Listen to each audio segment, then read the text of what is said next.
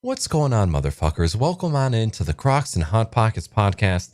My name is Snackers, and today it is Sunday, August 25th, 2019, and this is episode number 102. Tonight, I am joined by SaltySam, MiddleAgedStream, and MrFortyTwo. SaltySam, how you doing today? Great. Mr. Dosek, he's the most interesting man in the world. It's good to see you. MiddleAgedStream, buddy, what's crack-a-lackin'? What's jangle jangin'? And MrFortyTwo, reoccurring guest for a large portion of the podcast, coming back to grace us with his presence and ability to match hat and shirt. MrFortyTwo, how you doing? Doing great. Good to see you. We're gonna get back to these fuckers in just a hot second. If you guys would like to ask any questions at all during the show to be answered during our Q&A portion near the end of the podcast, use the exclamation Q command in chat, and we'll get to that a little bit later. If we are not live and you'd like to ask a question or submit any kind of feedback, feel free to shoot the email to podcast@knackers.com. And lastly, if you like us and you like the show and you want to see us grow, please consider leaving a review for the podcast on iTunes, or there was a link in chat a little while ago that said, hey, Crocs and Hot Pockets is live. If you want to give that a like and a retweet and tell your friends where you're hanging out, it'd be greatly appreciated. So, as always, what we'll do is go around the room, introduce you to everybody that is here, and then we'll just get into talking about God knows what. So, Mr. SaltySam, start with you. My name is SaltySam. You can find me on Twitch at SaltySam, Twitter at TheSaltySam, and Instagram, Salty all day. My name is Jimmy, aka MiddleAgedStream on Twitch and Instagram, MiddleAgedStream on Twitter. I am MrFortyTwo, and I'm on Twitch at MrFortyTwo. It's been so long since I've done this, I can't remember how. Twitch at MrFortyTwo, Instagram MrFortyTwo. I already said Instagram. I'm on a lot of stuff at MrFortyTwo. Twitter, MrFortyTwo TV. I don't think there are any other MrFortyTwos in the world, so there's a good chance if you give it a googly. Dirty, rotten lie, because I can't get the fucking Twitter handle. This is true. Okay, so there is one bastard out there. I've been trying to get my Twitter handle to drop the for fucking years, and that dickhead hasn't posted a thing in 4 years, and I still can't get them to fucking deactivate his account. 42. Sorry, didn't mean to interrupt. Have you lost some weight? No. Well, no. Your chin's looking extra pronounced. How about now? Not as much now, but I don't know. It's like it's sticking out there, man. It's looking strong. Well, thank you. No, it's just a downward angle. Oh, is that what it is? Okay. Yeah. There's been times where I've been like adjusting the camera. And I'm like, oh yeah, that kind of looks good. I want to lift that up a little bit. All right. So, of course, what we do usually at the beginning of the show is we see what everybody is drinking, because we all drink such interesting things. So, SaltySam, what do you got in your glass tonight? I've got Dos Equis, and then the last summer shandy. I've got a whole everybody left one beer out of a 6-pack in my fridge. So yes. Oh, so you got a variety pack. I've just been sampling over the last day and a half. How was the party? It was awesome. My son is spoiled rotten. He comes from both me and my wife's parents were divorced and remarried. So he's got 64 fucking members of the immediate family. Whoever thought divorce wasn't dope. He makes out like a champ. It's fucking ridiculous. We don't buy him a lot. We get him more clothes, shit he actually needs. Right. Because we know for a fact that our family's going to come in here and just unload a dump truck of shit. And also, everybody gets along? Yeah. Interesting. Okay. I guess when it's for the family, people probably suck up whatever sourness they have inside.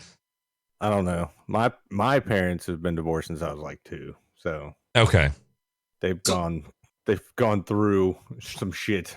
Right. Past, but it's been 20 fucking years. Well, wait, almost 30 years. Wow. Yeah. So yeah, and I saw the massive water slide castle that he got. Dude, I haven't tried it yet, But next time it comes out, I'm 100% gonna try it. I was gonna ask if it supported the weight of an adult or multiple You can adults. stand on it. Really? I've seen the person who we went to their kids' party, and this other lady had brought that, and I was like, "You have to tell me how much this thing costs and where the fuck you bought it, because it is awesome." I was expecting her to be like $600 or $500, and I would have been like, "Nah, fuck that." She was like, "It costs $320," and I was like, I gotta get this fucking slide. Were you more interested in it, or were you interested in it for your son? No, my son is hype as fuck. Like, okay, it's paid for itself already. But I am 100% going to try it. And I would assume that it probably, when nighttime came around, it knocked him on his ass. Dude, he's a fucking monster. I don't get it. He slept. He took a 2-hour nap before his party and was still like wound right the fuck up. But of course, they're eating cake.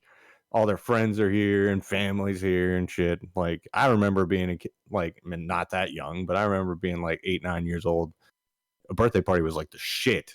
Oh yeah, I wouldn't know.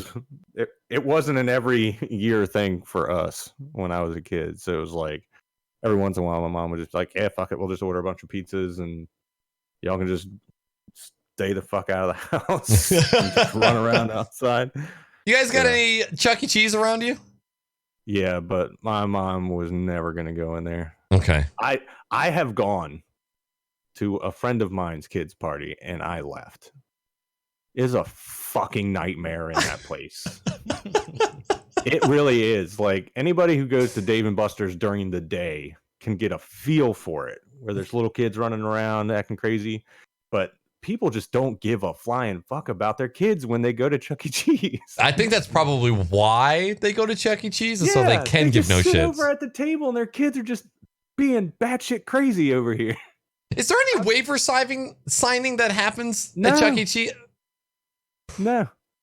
People just go over, sit down, eat pizza, and just don't pay any mind to their children, just wreaking havoc 50 feet away. Puking in the ball I was pit. finally just like, we got to get the fuck out of here. I can't take this. MiddleAgedStream, what are you sipping on tonight? Tonight, I'm actually taking a trip around the world, around the globe, as you can say. We are starting with a German beer. I think I had it the last time. The good old classic Vorsteiner. Nice German Pilsner. And then on deck afterwards, we got ourselves a nice little cold one from down the border. As I like to call it, a Mexican beer. Hey, good old Modelo. Did you just pull that out of a Yeti? Yeah. How long have you had that? This Yeti? Yeah. A while. I didn't know you. I don't think I ever know that you got that.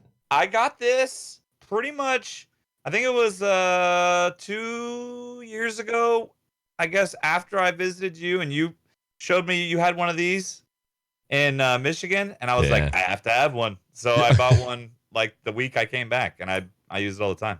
Well, a lot of times I drink beer either in a glass or out of a bottle, but on the occasions I have cans, I love to use this thing. So okay.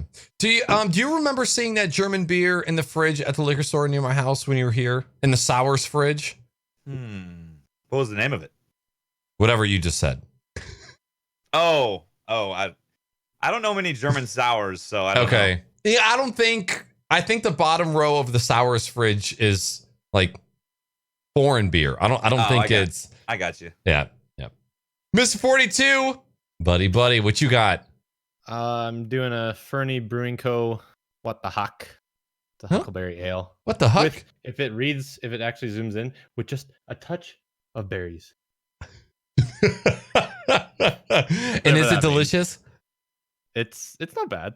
Okay. I have it. I just got. I'm kind of working through the rest of the. I just whenever I go to the liquor store nowadays, I just get variety packs because I hate dedicating to one thing. So this is just part of another variety pack that I am trying. I never find myself going and picking up one. If I'm getting a 6-pack, I'm picking up 2 6-packs because if I don't like the first one, I need to be able to switch over to something else.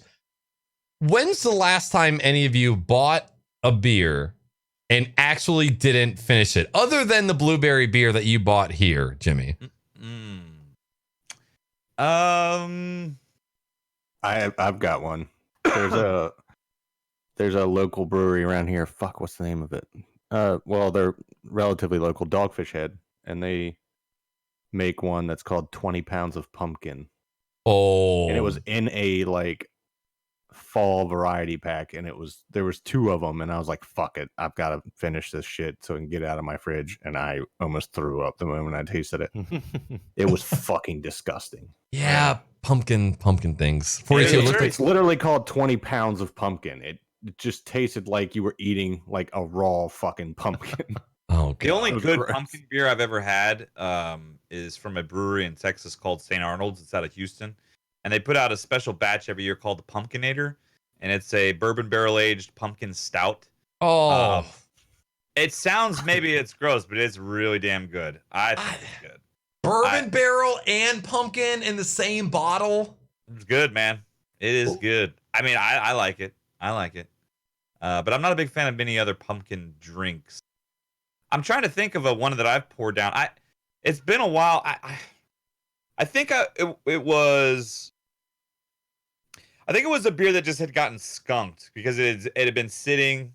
Like it had been gotten hot and then got cold, or it was cold and hot then cold again, and that screws it up, you know. So it wasn't a bad beer per se. It was just a beer that something bad had happened to the beer, you know. Okay, I got it. On that, I have a beer in my fridge that I bought before I went on vacation recently, and I cracked a couple of them open for me and my girlfriend, and there was little floaty bits in it, and I can't tell whether or not it's normal. Depending on the type of beer, that is normal. Because we've been trying to figure out, we didn't drink it like we wanted to, but we were kind of worried. And like I know that there's some that can have that stuff, but like we were looking at it, and I was like, this doesn't look right. How badly do I want to get fucked up? It doesn't say, like on the can, it doesn't say anything that made me think that it should be there. That's why Can I you was tell me worried. the type of beer it was? I can go grab one if you want me to. Because I still have Okay, yeah. one. If you tell me the type of beer it was, I can tell you if sediment is normal or not. Okay. All right. Because I'm curious now. So for those of you listening, beer with sediment, that's normal. Any type of heavy wheat beer can have sediment, and that's okay. Also, anything that's like a farmhouse style, like a saison, having sediment there too, because it doesn't go through the same pasteurization process that another beer does. So it's okay if you see little floaty bits in there. Don't freak out. That's totally normal. Yeah, Totally that's normal. also why they tell you to roll wheat beers, right? Mm-hmm. Supposed to take the bottle and actually roll it to kind of get all that shit mixed in. Correct. Really? Okay, Yeah. I don't think I knew It that. helps even out the flavor. If you ever notice when you drink really heavy wheat beers that towards the end they get super bitter and Mm-hmm. washed out, the flavor washed out, a lot of times it's because all that shit settled to the bottom. Very interesting. It's just Boont Amber Ale. Yeah. What and- a fucking and- Canadian beer. And amber ale probably shouldn't have sediment floating in it. I could say. Yeah, I know. I'm like, okay, so I'm gonna Typically. I'm gonna open one because we're not even drinking them because we're kind of worried. Oh god. Oh fuck. Oh. The beer was too cold. That's what you get. That's fucking regardless, great. I'll put it in. I'll let you see what it looks like just so that, although this might be fizzy for a while. Carry on. All right. We were just saying we were discussing the types of beer, and then Salty was saying like for heavy wheat beers, you want to take it if it's in a bottle, you can roll it to get the sediment to move around in there and distribute the flavor. So Yeah, the way that this stuff looks, it's definitely not normal then because it's like thick. yeah, Oh. and amber ale should not be thick. No, not It the sounds beer, like but you like got- the floaties are thick. I think you might have a skunked beer is what it is. Yeah. It Oh my, probably is. that's super foamy. Holy hell. Well, yeah. Did you see what it did when I opened Yeah, it? bro. I think something's been fucking weird with my fridge that it's been like, It's too cold. yeah, Yeah. it's been making It's- everything too cold, but it's not even turned up that high. I don't know how. That's Is how. it full? Yeah.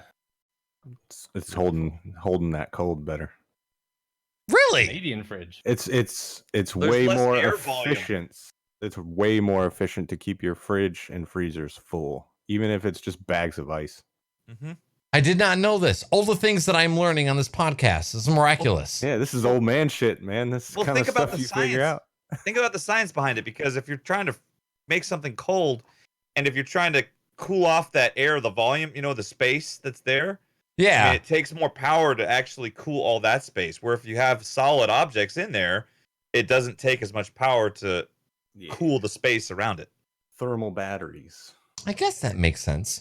I was talking to Weenie about this the other day. I can't remember if I brought this up on the podcast or not. I always found it so odd that people would blow on the top of their coffees in order to cool them down. I'm like, it's not. I always looked at them and said, that's not going to fucking do it. What are you doing?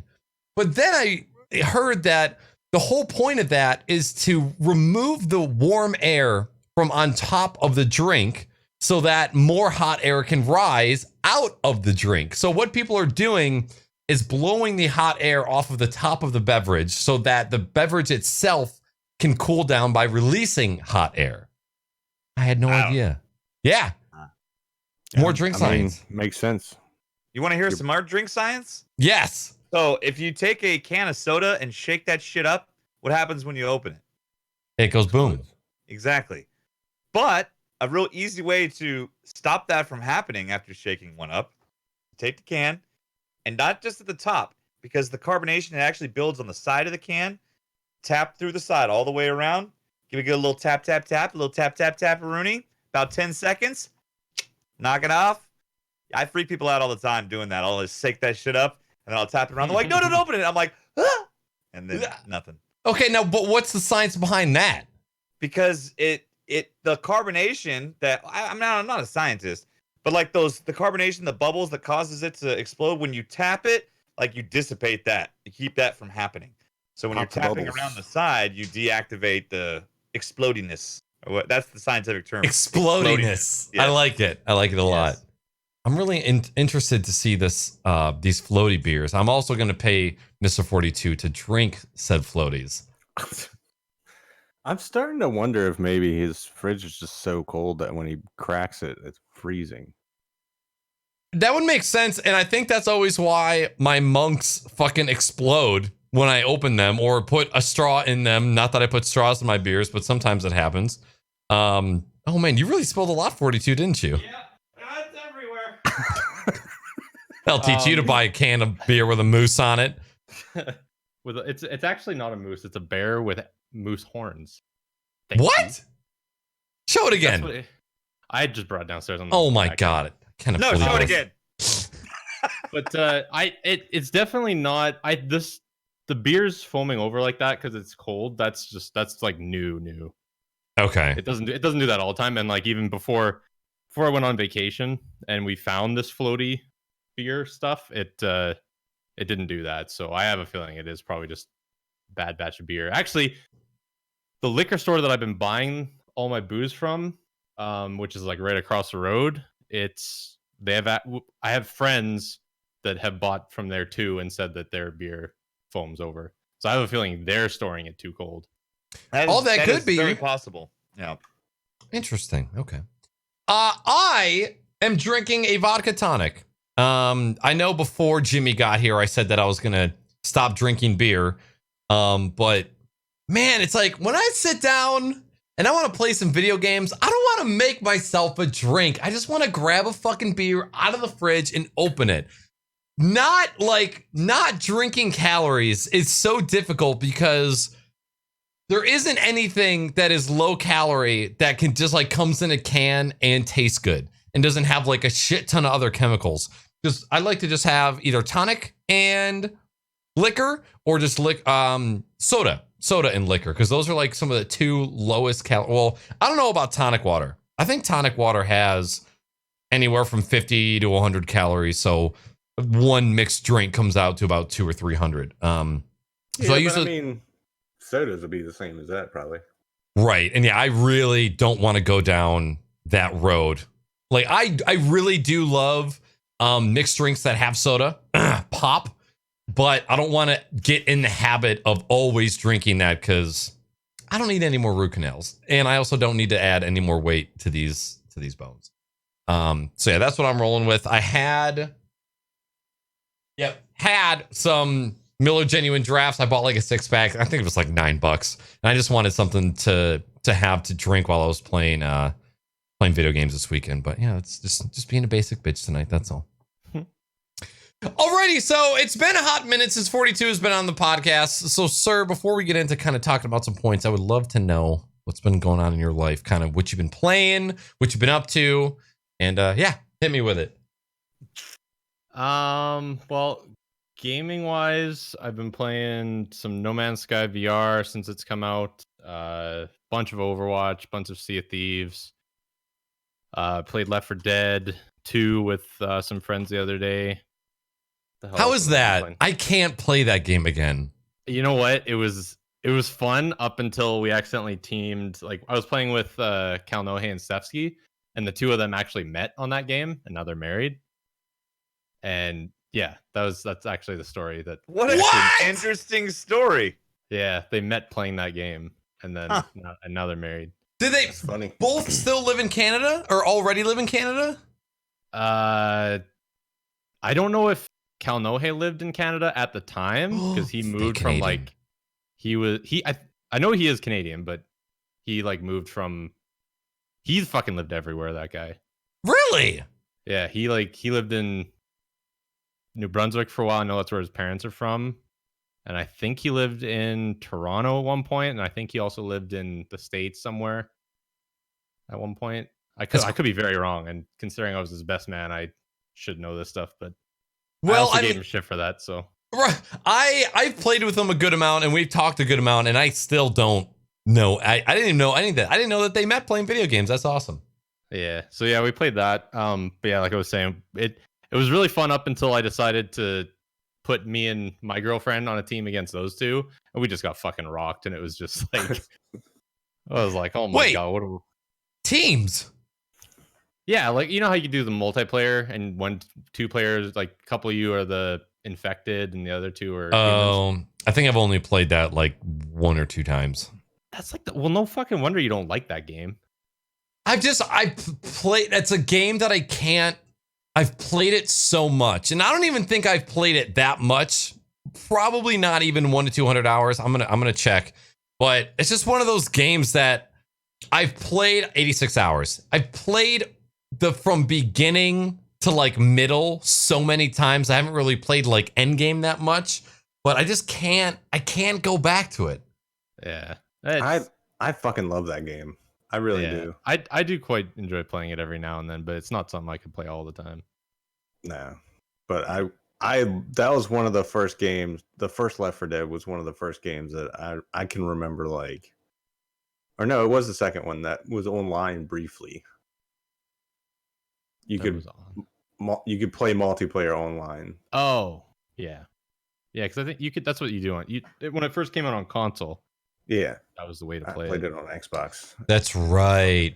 Yeah, shit. I remember being in one of my design classes when I was in college for graphic design, and like there were some other kids around my table that were talking about Left 4 Dead, and I don't know if that was necessarily the conversation that kind of sparked a friendship, but I very vividly remember talking about like the release of the game and what it was going to have and how it was going to be so much better than the first one. I don't know if I ever played the first one, but I kind of think that it wasn't that different from the second one. Like there was a couple things that were added, but for the most part, it was like the exact same game, and nobody fucking cared. Like nobody said a goddamn thing. Left 4 Dead 2 is essentially Left 4 Dead 1.5. Yeah, it was like DLC for it because it was like all the same weapons, all the same enemies, zombies, but more. Like they just had a few more variations. Okay. Yep. Still fun. I've probably played through the campaigns of both of those games like 25 times. That fucking mall level triggers the hell out of me. That's the only one that I just don't like playing.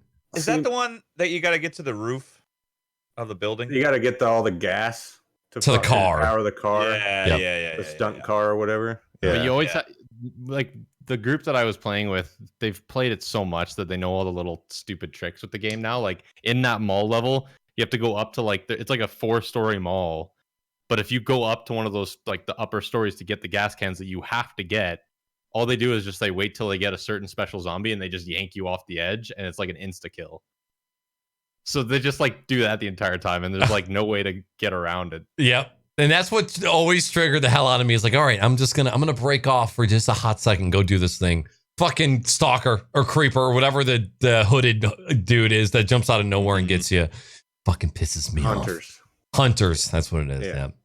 Yeah. All right. So my friends would just get stupid on that game. Like we would just fucking get drunk and then just bull in a china shop that game. So like if there was a witch, there was no talking about it. There was no sneaking around it. It was just all four of us just beat the shit out of this witch and then go about our business. So Left 4 Dead, I know we're going to talk about No Man's Sky a little bit, both VR and non-VR. Is there anything else that you've been getting into? Gaming wise, not really. Been playing some pretty, like, my gaming time hasn't been as prevalent as I would like it to be. You still playing Sea of Thieves? I'm playing we played Sea of Thieves on stream last night for 4 hours. Nice. Damn! I was playing a shit ton of it.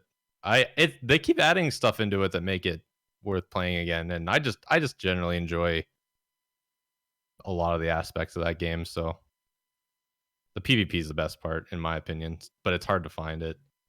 Really? Yeah, no, it is because they actually have like there's not like a server browser, but there is servers that you're in. Because I don't know if you've ever seen how Summit, when he used to play it, I don't know if you know about like server migrating in that Not game. Really, no. I know that they did it.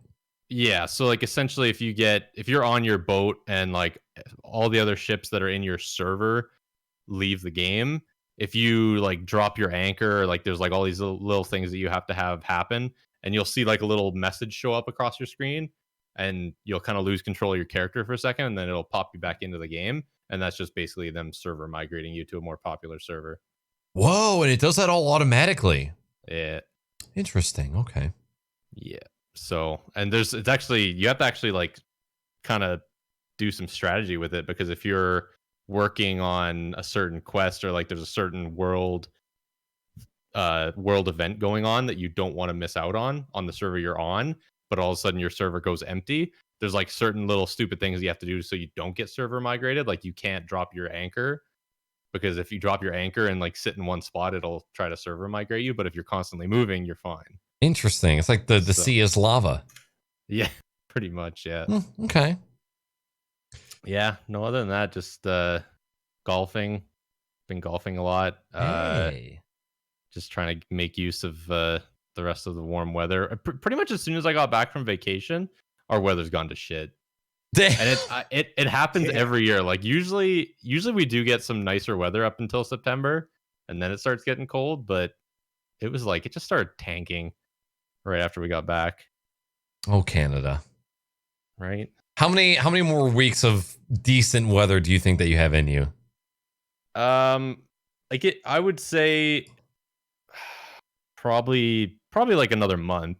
Okay. It's usually by Halloween where snow starts coming regularly, and then we're usually into the colder weather. Like I think this week we're supposed to be getting 20, 22, but other than that, it's not getting much warmer. Your headset dying? Yeah, I'm gonna swap. For those of you that don't know, MrFortyTwo has a headset that has hot swappable batteries, and the headset itself has an internal battery that gives you enough time to swap batteries without losing connection, right? This one? Yeah. No, it does cut out. I'm just quick enough with it. I thought that was a thing. No, not with this one anyway. I just lied. Chat, I'm so sorry. I thought that was a real thing. But wait, how did you hear me talk the entire time? I didn't. Oh my God. Are you in my house? No, as soon as he read your lips. As soon as I turned it back on, I heard internal battery that keeps it. And then you looked up at me and you were like, right? And I was like, this headset? Nope. Interesting. Well, if anybody wants to come up with a headset with that functionality, I think that would be pretty dope. That would be. Yeah. I can't wait for fucking cold weather. God damn it. I'm ready for... The only reason I'm ready for cold weather is I'm ready to not have so many external obligations that involve having to be outside. Like the good weather comes out, the family members want to have get-togethers, like people want to go and sit out at the patio part of the bar, and I'm just kind of ready to just like Hibernate. Be a little bit more. Yeah, hibernate a little bit, put on some pounds, play some video games. Obviously, streaming in the summertime is a little bit more difficult because you have the internal pull to want to go outside. Your viewers are, home for college, they're on vacation, they're going and doing stuff. So viewership wise, it always takes a little bit of a hit. But yeah, I'm ready for the little bit warmish weather. Plus, I like jeans and hoodies and massive bulky skate shoes. So I'm not ready for cold, but I'm ready for the temperature to just kind of simmer down. I'd love to not have to cut the lawn more than anything, because fuck cutting the lawn. And I think next year I'm just going to pay somebody else to do it. I think I'm ready to put that into my budget. Yeah. Yeah. I would probably get people over here to give me estimates just to watch them laugh. Oh, fuck yeah. no, I'm not doing that. Are you kidding me? Nah, dog. Oh, Just burn it. $500? Nope, fuck it. Weekly controlled burn, maybe. Yeah, end up like the fucking Amazon around here. Right. Salty Sam, have you gotten into any video game in these past 2 weeks? Nope. I've still been I don't know why this is, but I really want to just play My Friend Pedro until I can't feel my fingers. I still need to go and finish that game. It is so good. I have gone through, I think I've beaten it 3 times. No shit. Okay. Like I can sit down and beat the whole game in a single sitting, probably. How long is a single sitting? Like for 4 or you, 5 now that hours. and that's knowing what to do. How long was it like the first time you went through it? I mean, it's one of those games where it doesn't take a shitload to get used to the controls. It's all about the timing after that. Right. But I mean, the first time I beat it in one day, but I think I played for like 2 hours, and then I went and picked my son up from daycare, and then after he went to bed, I went and beat the rest of the game. All right, have you become a scoreboard hunter in that game, like trying to get as many points as possible, like get out? You're never gonna get in the top 10. No, okay. I don't know how the fuck. I honestly think these people hacked. Probably. Is the top 10 it? There's no top 50? I'm sure there is somewhere. Okay. But as far as like the list you look at straight away, it's like top 10, 999,999,986. And I'm like 100,000. So I'm not any good. I just really like playing it. It's fun as fuck to play. Right. And it's fun to like go back through every level and try to get perfect scores, like, because they grade you. Yeah, it's letter grades, right? Yeah. So Okay. That's what I've been doing, is going through the different difficulties, trying to ace every level. Okay. Did you get a new nut fan yet? No. Winter is coming. I can't wait. This is true. Like, I don't know. Most of y'all probably don't know this, but like, I started a thing a few years back where I will do all these projects, and you guys hear me all the time talk about I'm working on something. And then when fall hits and the weather turns, I just don't do shit. Okay. Just getting Like, ready to hibernate. I'm almost there. Like, that's why I can't wait for the cold, because fuck the yard, fuck dealing with a garden and everything else I've managed to drum up this year. Like, I've got one big project left, and that's going to happen next month. And then I ain't doing shit other than maybe a few days of sitting in the woods in October, November. I'm not doing shit else but playing video games and fucking off. Word. Okay. Jimbo, what you been gaming lately, dude? Since the last podcast, the only thing I have played is some No Man's Sky and a little bit of Madden, the new Madden offline. But I actually didn't play this last week. I played video games not yesterday, but the Saturday before that was the last time I played video games until last night, because I'm back to working 7 days a week now. So I hadn't had a chance. I haven't even had a chance to hook up the macro board you sent me. I just haven't had time to sit down and put it all together yet, man. It's not personal. It's just I don't have time to configure it all. Yet, Right. You know. Well, I know that's going to take me a couple hours. So It just so you're aware, it is pre-configured, so you will have 10 working macros out of the box on that first layer. So if you wanted to hook it up, you could get going. But yeah, like reprogramming it is going to take some planning and execution on your part. Yeah, and I will get to it. And I'm super glad to have it now. But I wasn't, I just knew I wanted one and didn't have to implement it right away. So I got it ready to. I got it ready to go. This is that time of year for me that I don't get to play as much. But it's weird because when I take a step back from streaming as much to only being able to stream once or twice a week, I find that I get more inspiration to like change things and add things because I'm not doing if that makes sense at all. 100%. Like I just I find that I get more ideas, and maybe because I don't get to stream very much or watch much Twitch, when I do think about it, I'm like, oh, it'd be cool if I did this or this, so I don't know. It's kind of that weird time of year for me during football season, but it's all good, man. I mean, I'm excited because that also means we're getting closer to wintertime, which means we're getting closer to the new Star Wars movie. I got some Star Wars shit to talk about later in the show, so it'll be good. I can't stress this enough. Every minute that you are live is a minute spent not improving your show. You can't work on your show while you are live. So it is very, very important to take time outside of being live to work on things. The key is not to be live as much as possible every day or every other day. And when you're not live, you are open to inspiration. You are open to ideas and growing on ideas. I find myself driving in silence a lot lately because I just want a second to not have like more input. Like I just need to pause and not have things be going into my ear. So I have been listening to more music lately. 42, I was just jamming some For the Win on the way to dinner today. Do you remember that band? Because you sent them to me off a Spotify playlist. Yeah, it sounds familiar. Okay.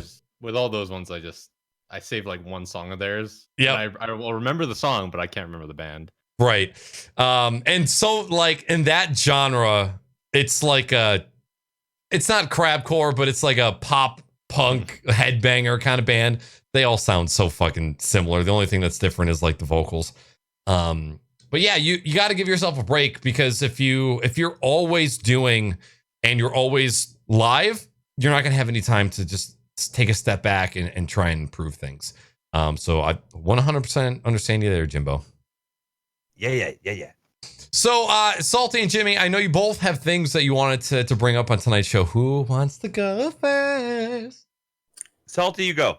Well, mine's quick. I don't watch Dota tournaments, but the International has always made headlines every year because it's literally the most expensive prize pool of any esports event on the face of the earth right now. And I'm going to throw this link up in chat. They just finished, and the prize pool for this tournament was fucking $34 million. Split between 5, right? Well, I mean, the winning team got $15,033,000 something dollars, something like that. Oh, pool for the entire tournament. Yeah, the entire tournament was $34,292,599, and the winning team got $15,603,000. Wow. And I mean, I think it's 6. Because the coach, like, I know they all have coaches and subs and all that kind of shit, but like, that's fucking insane. Because none of these guys are that old. Like, could you imagine being in your early 20s and just getting a check for like $4 million? I'm a little like, I think about this when you look back at your life and you think about the things that you could have done. I am kind of sad that I wasn't a little bit younger when I got into being competitive in video games. And that's not to say that like I could have made something of myself, but I'm like, man, I kind of wish that I would have spent more time competing or getting really good at one game just to kind of like experience that. I don't think like, man, like I could have gone somewhere. I could have won some tournaments or some shit. Just, I wish that I was like 5 years younger, maybe like 7 years younger. Cause like right now I'd probably be going balls to the wall in Rocket League or Fortnite or something. But I know that coming up on 30s that there's no chance of me getting anywhere close being a contender. You lose those stick skills. And Yeah. the You just lose the reflexes. time. That's really all That it is. Right. Yeah, I don't have 60, 70, 80 hours a week to devote to playing a video game anymore. No. Like 5 years ago, 6 years ago, maybe. But Yeah. anytime after that, there's just too much shit to do. I said it. I think we were talking about this last night when I was streaming, and we were talking about games we were looking forward to and this and that. It's like I have more video games than I've ever had in my entire life between my backlog, the Steam sales, the Xbox Game Pass, the everything. Like I have so many games to play and no time to play them. Yep. Yeah. I mean, it is just the quandary. When you're a kid, you don't have the disposable income to buy games, especially back when I was a kid, because they didn't have games weren't like digital download. I mean, you'd have my parents would buy me maybe one or two games a year, and the rest I would rent from the video store. I'd borrow from a friend. You know what I mean? But now I got all kinds of games to play and just fucking shit all time to play them. It's a quandary. If you were to make what your coaching job pays you in streaming revenue, would you give up coaching so that you could not necessarily stream more, but just have more free time to both stream and work and be with your family? Maybe not now, but if you were to ask me that in another 5 or 6 years, I'd probably say yeah. After doing it for a good long while.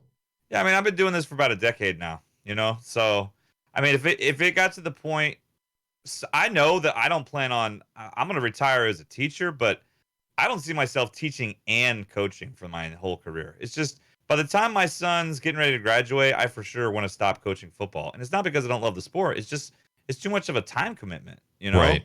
Like, I want to be able to actually watch my kid do whatever he wants to do when he's in high school and stuff, and be around for him. I don't want to have to be like, sorry, son, dad's got to work all the time, you know? Right. So, you know, in a few more years, yeah, I mean, I would. I mean, I don't see myself making, not that I make a ton coaching, but I don't see myself making that streaming. You shut the fuck up. You're going to the stars, Jimbo. You hear me? The one thing too with that is like, because I mean, if you asked me that same question, I'd say hell yeah, I'd love to stream. But the problem with that is obviously just the guaranteed wage that you would make from streaming, right? Whereas, because you're not guaranteed. So that's the only thing. If you were guaranteed what you could make right now streaming, I think that'd be a way easier answer. If you were guaranteed half,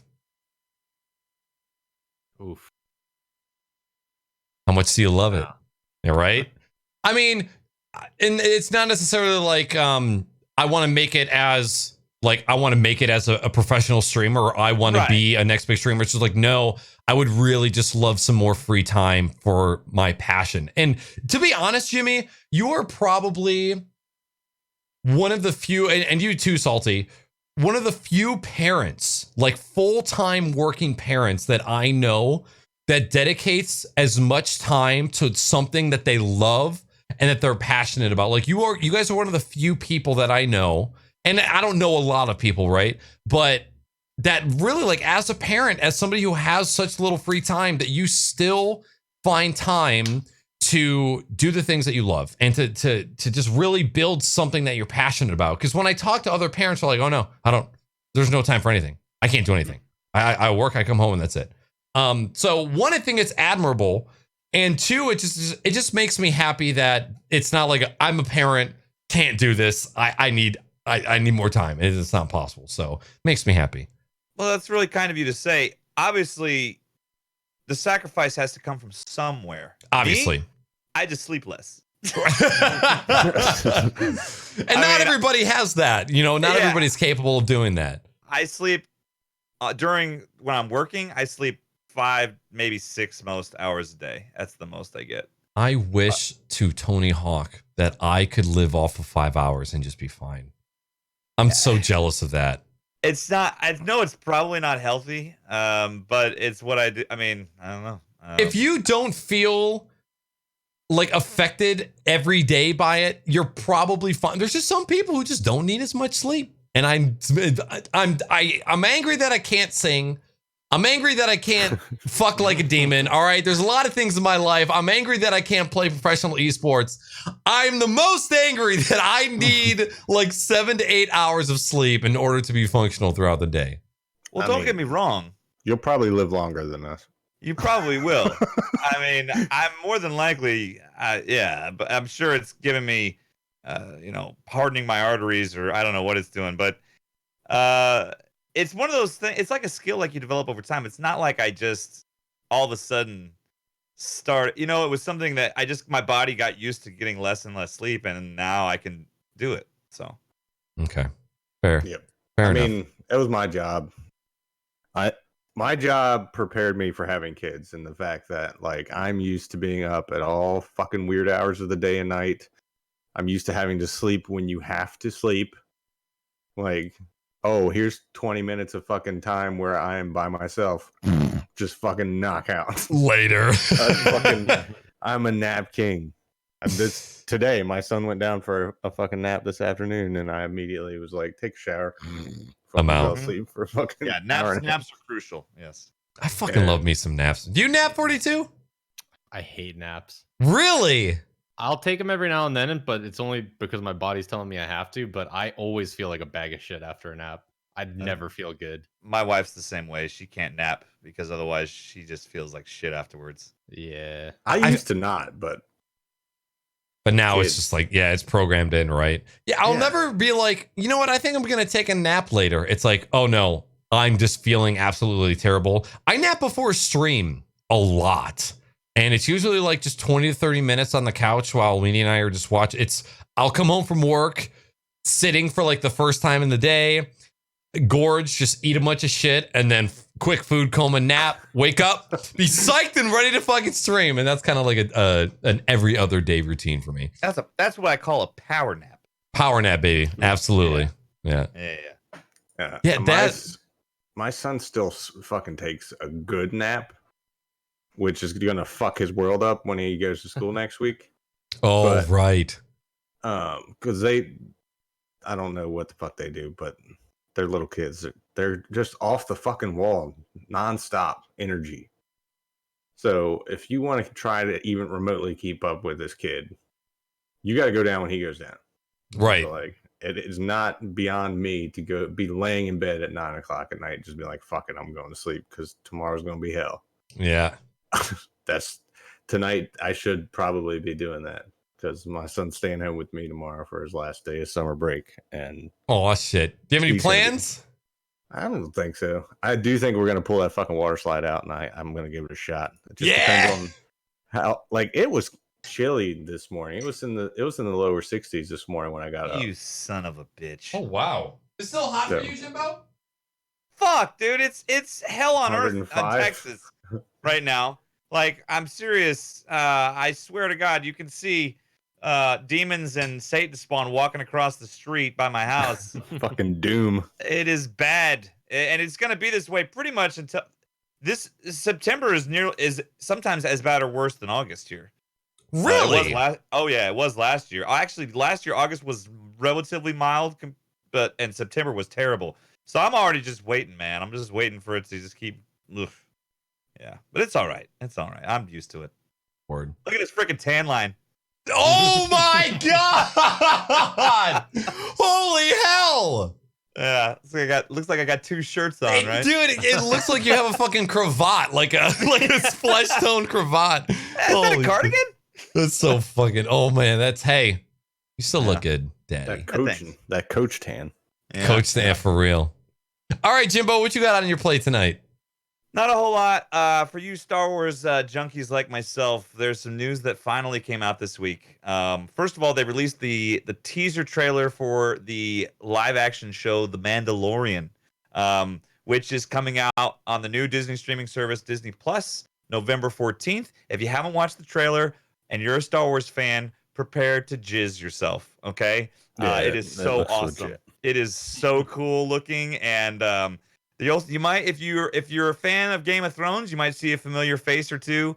There's a couple of familiar other actors that are in the preview trailer, which is, again, if you haven't watched it, check it out. And then they also announced that they haven't put out a lot of information about it, but they confirmed it's been rumored for a while, but they're making a live action TV show called Obi-Wan. That's just the placeholder title, with Ewan McGregor, who played Obi-Wan in the prequels. No shit. And that's coming to Disney Plus also. They start filming that in a few months. And then also, for those of you that are fans of Rogue One, which I think a few of you in this room are, if you remember one of the main rebels in that show, Cassian Andor, they're making a live action show with him as the starring title, or this is the starring guy. So the Mandalorian takes place immediately after the events of Revenge of the Sith in the Star Wars timeline. Obi-Wan takes place about 8 years after the original Star Wars A New Hope, so episode 4. And then Cassian Andor obviously takes place before Rogue One in the timeline. So I guess of all those 3 shows, that would be the earliest in the timeline. They're also releasing, I don't know if any of you guys ever watched the animated Clone Wars episodes that were out a while back, but they're finishing the season. They kind of concluded it before they showed a lot of stuff at the end. So they're fulfilling it and showing a final season of the Clone Wars, which was a fantastic show. All in all, great time to be a Star Wars fan if you are. And I'm not going to get into the whole another streaming service and Disney Plus or this or that, but for $7 a month, and the fact too that I think there's a deal where you can combine Disney Plus, Hulu, and I think one other streaming service for like $15-16 a month. Yeah, there's like some deal that's going to be going on where you can get all 3. Now it's with commercials, of course, if you get them, but I mean, that's a pretty damn good deal for a whole lot of content. So, yeah. You said, okay, spoilers, in case you haven't seen any Star Wars movies, don't listen. You said that the Obi-Wan TV show starts years after A New Hope. Oh, I'm sorry. It starts 8 years before A New Hope. Okay. So I'm around 8 or 9 years before A New Hope. Yes. I'm pretty sure Obi-Wan got cut in half. Actually, about a decade, I think, before. Because I think supposedly the timeline is like Luke is a young boy. I think it's about 7-8 years after Revenge of the Sith is when it takes place. Color me intrigued. I'm excited, man. And Ewan McGregor, I thought was pretty much the best part of the prequels. And I thought he was just like a spot on Obi-Wan. And I'm excited. I can't wait, man. And I'm really hoping, and again, spoilers, plug your ears, and I'll try to avoid too much, but I mean, it's been a little while. For those of you that watched the Solo movie, which I loved, I thought it was fantastic. You haven't seen it? I haven't. I haven't either. Okay, I'll try to not spoil it. I think the end of that movie, they're going to pick up with the big reveal event from the end of that movie in the Obi-Wan series, if I were to take a guess. So, yeah, it's going to be sweet. That's it. We're good. You're good. I didn't say any names or anything. Okay. I kept it as vague as possible. So I went to the Disney Plus website, and exclusive Disney Plus originals: The Mandalorian, High School Musical, the series, Marvel Hero Project, Monsters at Work, Monsters Inc., WandaVision, The Falcon and the Winter Soldier, What If, and then Loki, and then Star Wars: The Clone Wars are all going to be originals. Yeah. And this is available on Apple TV, right? Didn't they announce like an app? Okay, I need to pick up a new Apple TV. Well, Snowguard just put it in chat. They're gonna combine Disney, Hulu, and ESPN Plus. It's for like around $15 a month. You can get all those streaming services, that's pretty good, and it makes sense because Disney owns ESPN, everything under and also everything. Yeah. So anyway, I just had to throw it out there because when they dropped the trailer, I guess it was the day or two ago, it was Friday night maybe, and I watched it when I got home from work late. I must have watched the trailer to The Mandalorian like 10 times in a row. I'm gonna have to do that after the show because I didn't even know that was a thing. Yeah, it looks fucking cool, man. It really is cool looking. Yeah, it looks like it's gonna be an awesome show. I have always wanted something. There was a deck that I used to play for the original Star Wars trading card game. And I think it was called Hunters of the Black Sun or something of the Dark Sun or something. But it was a dark side bounty hunters oriented deck. And I always wanted, there was also a book that I read. I can't remember the name of it, but I remember it being centered around like IG-88 and a couple other bounty hunters. I was like, there needs to be like an NC-17 bounty hunter Star Wars movie. And I don't know if this is going to touch all those things. If you watch the preview, I'm telling you. Even being Disney? Yeah, dude, Disney does some graphic stuff. And like I said, there's some, I mean, it's not going to be like Game of Thrones graphic, I'm sure. Right. I just need one titty. One Star Wars titty. There is, like, watch the preview. This is basically, I think this is a show that there's not necessarily many good guys in the show. It's a bunch of bad guys beating the shit out of each other in the Star Wars universe. All right. And I think this is the show that a lot of Star Wars fans have been wanting for a long time. And I think you kind of got a taste of it a little bit in Rogue One, because it was a little bit darker, a little bit grittier. And I think that this is going to be beyond that, just by the look of how this trailer played out. I mean, you can't tell a whole lot from a trailer, but the themes of the show, they definitely are a lot more adult oriented than your standard Star Wars fare. Without a doubt. Awesome. All right. I'm excited then. All right, cool. Really So that was Disney Plus is available in Canada. I actually have to look and see. I'm assuming it is. I would have to assume. How dumb would they be to restrict all of that? VPN that shit? I probably could, but Interesting. So yeah, and I have me a couple American fucking email accounts ready to rock and roll. I'll get you hooked up, 42. Don't you worry. That was pretty much all you had, right? Middle-aged. Yeah. That's it. Sorry. No, don't. Hey, man, we love Check nerd out my shit. tan.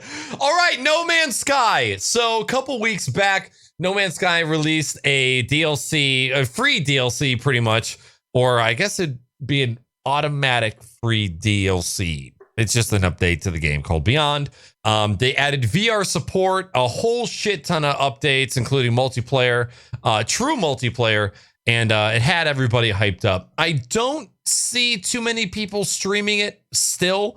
I don't really see it as a big stream game. Like, I don't see it as a game where all of the people are jumping on and they're playing it a super long time. I see this as like a universe for people who really enjoy single player games to just expand on and also bring in their friends. I don't know. I mean, it depends. It's definitely not the type of game that I would go and look out to watch somebody else play. That would be a game that I would just want to play. Although I've watched people stream it already. So what I want to do is kind of talk about our experiences with the game so far, both Pancake and VR version. I know 42 is very fluent in the language of VR, and I know he has played it a shit ton lately. And I honestly don't know if he's been playing more Pancake than VR, and so I'd really like to hear about it. So before I get to 42, MiddleAgedStream, I know you've been playing it a shit ton lately. Salty, have you played any of it at all lately? No, I re-downloaded it, but I just put the Steam chart.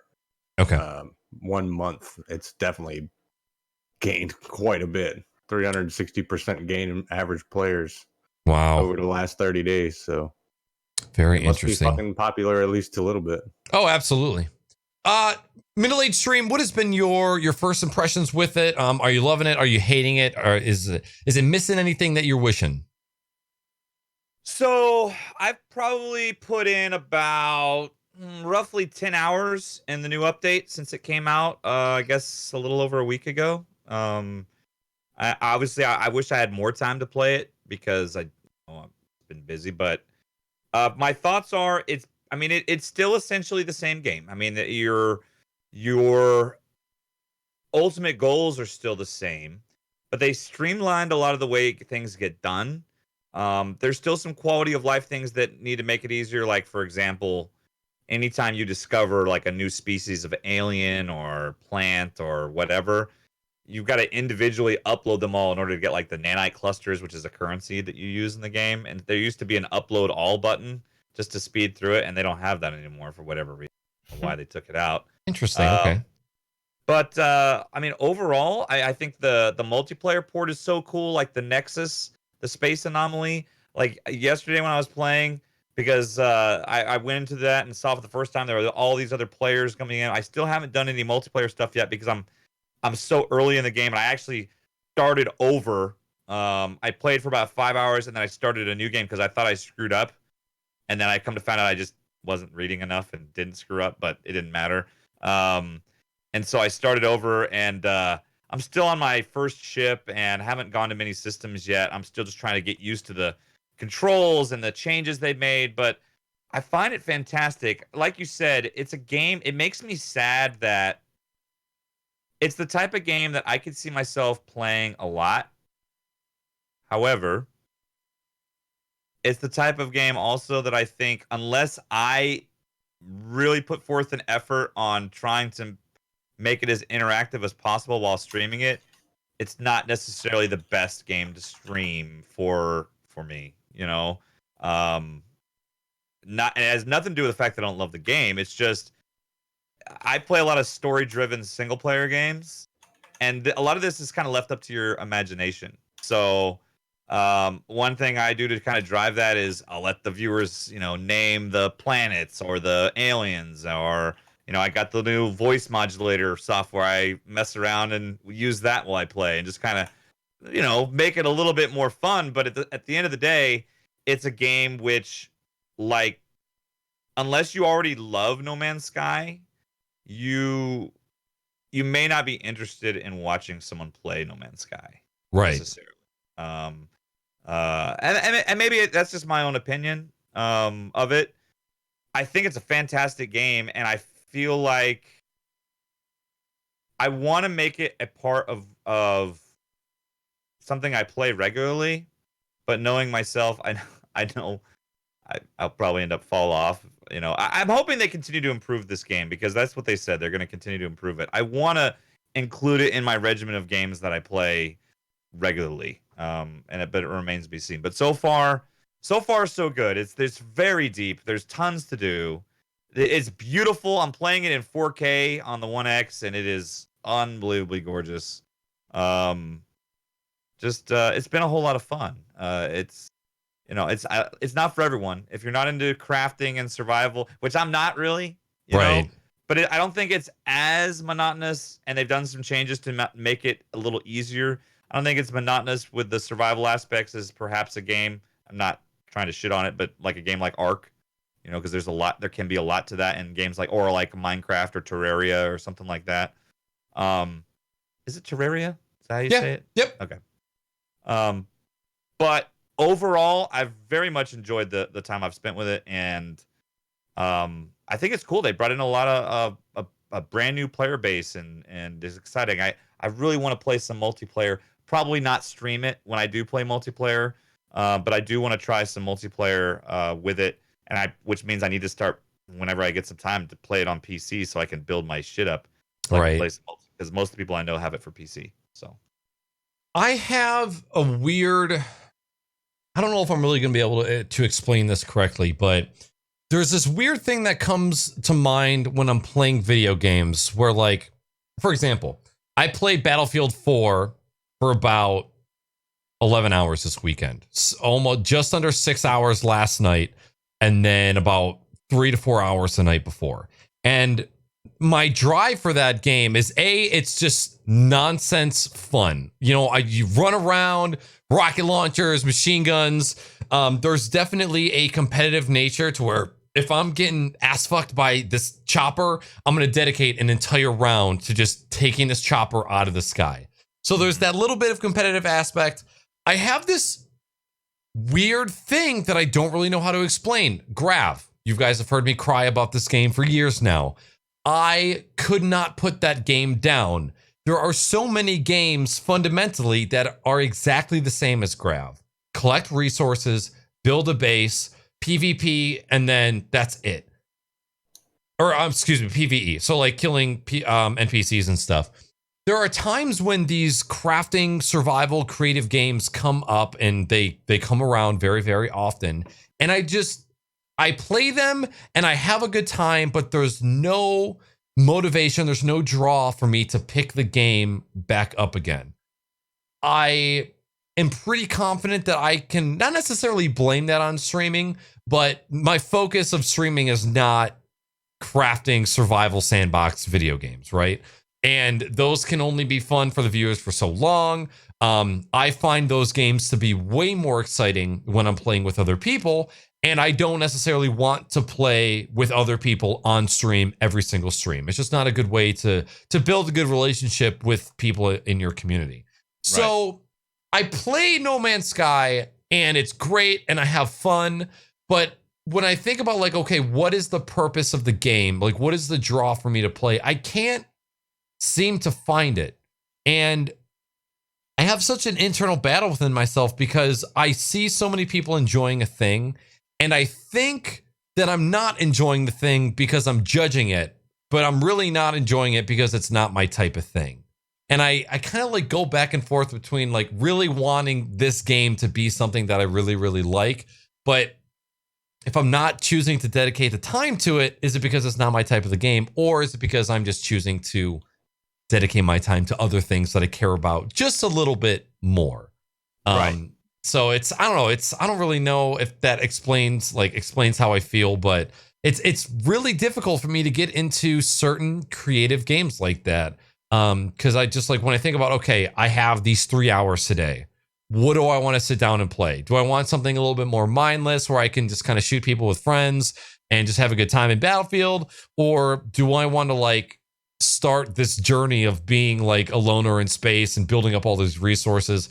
And I think a deep learning curve is kind of a turnoff for me too, just because of time, not because of the style of game. The reality too is that this is another reason why I see myself not playing as much on stream, which means not playing as much, is that in 3 hours, you could barely get much done necessarily in No Man's Sky. At least me personally. You could spend that entire time on one single planet in one system, harvesting resources or doing, different types of things. And the game can be what you want it to be. If you want it to be, I want to go and explore all these different places in space and do weird shit, whatever. Find and name funny aliens. I mean, you can. I think the draw to it, at least for me, is the space exploration aspect and just the wonder of coming across these places that no one else has ever seen in the game. And you've got these unique places and aliens. And I mean, it really, because it's procedurally generated, you've got this massive galaxy of places that you're the first person to discover for the first time. And I mean, that is a huge draw. But at the end of the day, there are just kind of certain elements of the game that you're doing over and over, but there's a lot of those elements now. It's not just a few things. There's a lot of different things, and they've just really kind of expanded on what the things that you can do. 42, being somebody who kind of took a step back from streaming and doesn't do it on a regular basis like you used to, how was your transition period going from playing video games with people and with chat? Did you find it kind of difficult to go back to playing single player games because it was like, okay, I'm not playing with anyone or for anyone, or was that not a really problem for you at all?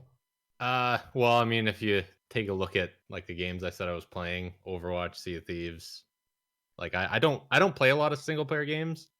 And that's not even necessarily because I still have the desire to either stream it or whatever. That is also just like a free time thing. Like sometimes I do even find time. I don't find time to be able to stream or play those single player games just in my free time, because when I do have time to game, I would just rather play it with friends. Right. And it's just like the Discord server that I game in a lot of the time nowadays, like if you're on your computer and you're gaming in any form, we just sit in there and we just, that way, like we're available if someone wants to hop in and chat. You're just constantly in that voice channel all the time. And so and I don't want to me, it feels like I'm like the kid who locks themselves in their room and doesn't say anything to their parents the entire evening because if I don't go in there, because then it just shows that I'm playing games, but I'm not hanging out with my friends, and I don't want them to get pissed off of me or make them think I'm pissed off of them for some reason. anything like that. So, but anytime they come in there, even if I tell them, oh, I'm playing this game or I'm just doing this right now, it makes me feel like, oh, I should go hang out with them. I should play games with them since they're on here. Don't know how much, I want to take advantage of as much time gaming with my friends as I can when I can, because who knows if years down the road that might not be an option anymore. And 100%. And I definitely feel that now. Like when I think back to before I was streaming borderline full time, and just all the time that I had to just sit. Jesus Christ, to just sit in discords and just game for 4 to 6 hours at a time. I definitely do miss that. So I 100% understand that, because there is a time where you sit there and you go, man, this is great. Life is good. And then it can not necessarily that something bad happens and your life changes, but your life could stay exactly the same. Like not much could change for you, but the life around you could change very, very quickly. And then you could find yourself in a totally different situation than you were a couple of years back. Right? Salty. yeah. So as far as No Man's Sky VR, what has been your experience so far? I know we played on release day and had a not so great experience, but I know that you've been putting in some serious time into it lately. So I'd love to hear your thoughts. Okay, so yeah, story of No Man's Sky VR opening day was nobody knew how a lot of the controls worked, which is actually, for No Man's Sky, that actually makes total sense, because when that game first came out, not even when it first came out, but even when like the next update came out, fuck, the controls were so ridiculous. Like, yep. I was so flabbergasted that like to get certain things done, it's like X, F, Q, F, X, Q, E. And that will like fit do something in the menu for you. Like no game does that. That's a very strange menuing system. Yeah, I hate when games use the Q and E to switch between menus. Yeah. So yeah, that opening day was just full of that. I was personally having issues with my tracking. So my Steam VR, like the actual 2 tracking node things I had, were for some freakishly weird reason where like every time, it was normal VR tracking stuff where you turn one direction, completely lose tracking, turn back this direction, you get tracking back. And for some reason, I thought it was only No Man's Sky that was doing it. And then actually, upon further research into my room and trying to figure out why I was having all those problems, I realized that opening day, the problem that I had was that where the tracker I have in this back corner is, the bathroom door was open and the mirror inside was actually reflecting the infrared off that pole and back into the room. Whoa! Yeah, because as soon as I close, if I just have to make sure I close that door all the way now, and it's totally fine. But Whoa! It was doing it because it was doing it to me again. The next time I tried to play it, and I was like, I've got to figure this fucking thing out, because there's no way that a video game, like, it's not even that No Man's Sky is losing tracking. It's like all my Steam VR, because I could lose tracking and my whole headset would go blank, but everything in the game was still happening, and it wouldn't, like, people could still see me moving around and everything, or right. But yeah, I did some looking into it, and everybody just said, obviously the first thing that they tell people when they're having tracking problems with Steam VR is make sure there's nothing in your room that's causing reflections. Interesting. Mirrors or whatever. Just because it uses infrared lights, that's how it tracks the headset, right? So it's just stuff like mirrors will fuck it right up. Good to know. So yeah, we did that, or fixed that problem. So now my tracking issues are gone. My next problem with the Steam VR version of No Man's Sky was performance, which on the opening day was absolute garbage. And the thing with No Man's Sky VR, which actually kind of falls in line with how Fallout 4 VR was, it's a little hard for me to describe, but basically, even though your headset is essentially like another monitor to the game, you still have like a physical game that launches on your desktop. So it renders in your headset, but it still launches the physical game on your desktop that you can see. And what No Man's Sky VR does is it actually uses the resolution of the desktop version that you have launched, and it does something with that to render what's in the headset. Whereas a lot of games have what renders in the headset separate completely. Right. So you can actually, like, if there's like certain things in the headset that you have to, there's certain games in the headset that you have to physically go to certain menus and change the resolution of what it shows in the headset. But usually that's all based off of like what they call super sampling in the headset.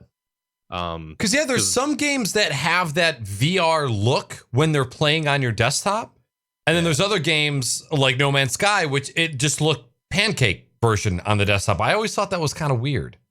Yeah. So what a lot of people were doing to get their performance to work better on VR was when you're in the VR headset, you go into your options menu and you would actually drop the resolution, because it actually let you pick the resolution. And what it is you're not picking the resolution for your headset, you're picking the resolution for the desktop version that's launched. So what you would have to do is you have to go into your options in game and turn your resolution, and people were turning it down to like 640 by 480. What the fuck? And it would make it wouldn't make the resolution in the game any worse, but because the headset was rendering what the desktop is showing, because you're rendering a lot less on the desktop, it makes the game in the headset run better. Because you're not, it's kind of like it's almost trying to run two games at once, right? Or if like you were trying to like use something to capture the gameplay while playing, you're always going to take that performance hit. What? Yeah, it makes me mad. Yeah, so there was a lot of people that had that problem. They had to like lower the resolution down to the smallest they could. Plus, you had to like set all the graphics down to lowest of what you could, and it would affect what some of the stuff in the headset would look like. But then all you would do is just try to set the super sampling up a bit higher, so it'd make things a bit sharper. But you would lose a lot of textures and everything. Right. Ever since this free update's come out, I think No Man's Sky has released I should say Hello Games. They've released like a shit ton of updates. Like if you look at their Twitter, the guys announcing updates. They're not big updates, but they're, little tweaks to performance and crashing and all this stuff. Right. They've been going absolutely ham on fixing problems that people have been having, and one of the more recent fixes that they pushed was meant to actually help with VR performance, and it has immensely. Like really, I played a little bit more today, and I put all my settings back up to ultra. I put the resolution back up to, I think I just put it to 1080 in the game. 42 has a 2080 Ti, by the way, chat. So if you're thinking of upping your res, just consider your GPU. Well, and that's the thing that's like the worst part about it too, is that when you have a GPU like I have, and you fucking launch games like this in VR, and it just sucks. It's like, well, what is the point? Right. Why do I even game anymore? Why do I even buy these fucking graphics cards? Because it doesn't even run anything right. That is exactly how I felt when I wiped my OS and upped my RAM to 32 gigs of DDR4, and I launched Battlefield 5 on medium graphics, and I'm getting like 40 frames. I just about like detached my desk from my fucking wall and wanted to lift it into space. Fuck you. Again, it's EA, it's Battlefield. It's never like Battlefield 4. I get anywhere from 100 to 200 frames on that game maxed out. Granted, not the most beautiful game, even compared to Battlefield 5. But like when you have a 1-year-old, like up-to-date PC and it plays these games like shit, it makes me so mad. Like, I have no business being this angry, right? Like having the life that I do and the things that I have. But that small little thing in life just drives me up the fucking wall. See, that's why I'm still on the previous platform. Like, I still have a 4790 and a 970 because I just know that even if I build something right now with the best shit, I'm gonna be like $2,500 upside down on a fucking computer that I'm never gonna use like I used to. Like, it was easy to spend $2,000 over the years building parts and adding parts and upgrading stuff on this, but I need motherboard, RAM, the whole fucking works. It all has to be new. And I can't bring myself to do it. I've had a hard time playing VR because my glasses don't fit into the headset. And they do, but it presses on my nose like really, really hard. So after about 30 minutes, my nose is in pain. So I think the only way that I'm going to be able to play VR is by getting contacts. And that's just not a financial endeavor I feel like tackling right now, which kind of sucks because I've got this like $600 VR headset rig sitting out in the living room. And I just haven't had the motivation to play it because it's painful. Like it actually hurts to use it. And but on one of these days, I'll just go get some contacts. At least you don't feel like you gotta fucking hurl every time you put on a VR headset. This is true. Or watch somebody just play VR. Yeah, I can't even watch people play VR. It makes me sick. Like I really want to love it, I just can't. Yeah, I hear you. Shit. Sometimes when I play old video games now, especially like N64, when we first started seeing really three-dimensional games coming out, I can go back. If I watch somebody play like Super Mario World 64, I can't. I'll throw up. Because like the camera, like the constant Just camera. how shitty the graphics are and like shaky everything is. It's just like fuck. I've spent thousands of hours playing N64 games, and yet now I can't even. I probably couldn't sit through a round of fucking GoldenEye without getting sick. Yeah, just swinging fucking cameras everywhere, shitty graphics. Whatever you do, don't ever do No Man's Sky in VR and go flying in space then.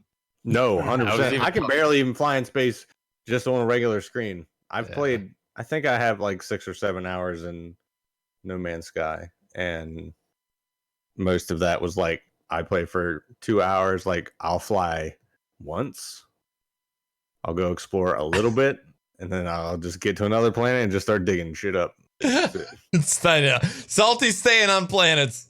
Yep, just kiss the ground as soon as I land. What would you like to see changed or added 42 with the current state after all these updates that have fixed performance? Or do you sit down and do you play for hours and go, I am satisfied? No, they're okay. In the VR aspect, there's a lot of things that has to be changed. One of them needs to be that they need to add room scale to it. You cannot do room scale with this game. Like it is a seated only experience, which Agreed. sucks because I never play anything that way. I hate playing seated VR, but for this game, I've been dealing with it, and I have a lot more appreciation for the VR version of this game now that I understand that that's how it's supposed to be played. And so the way that the VR works when it comes to the UI is it actually has a UI fixed in game, so you can look around like this, look like 360 everywhere you want, but your UI stays in one spot. So if you look this way and try to do anything with the menu, it pops up like over here. You can't drag your UI with you.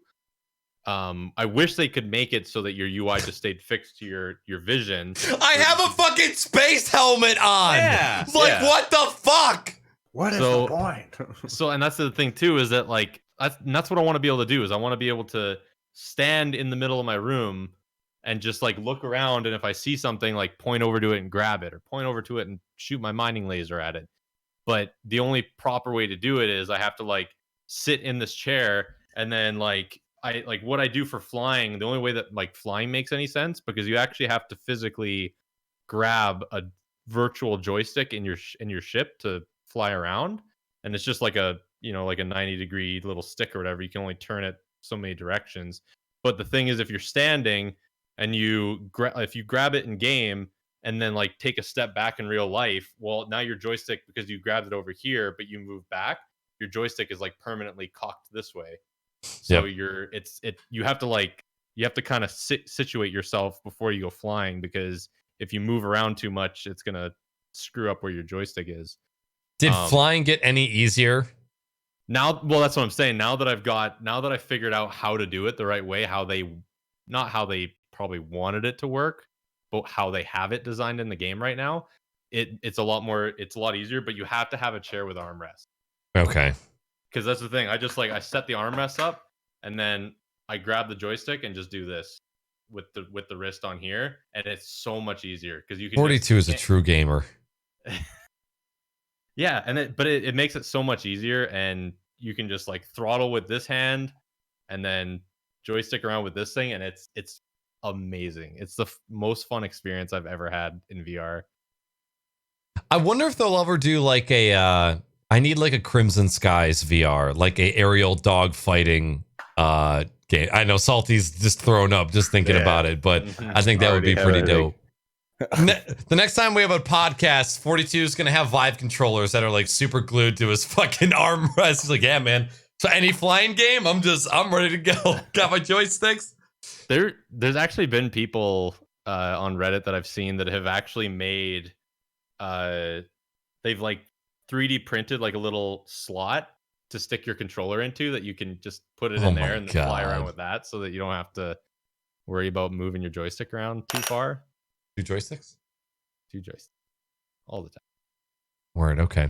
Yeah, I played a little bit of No Man's Sky again, like with the headset pressing on the glasses on my face. It was hard. Graphics were bad. I was having tracking issues as well. I fell through the ship where you get off of your ship and you get onto the big cruise ship. I fell through, lost all my shit, got pretty salty about that.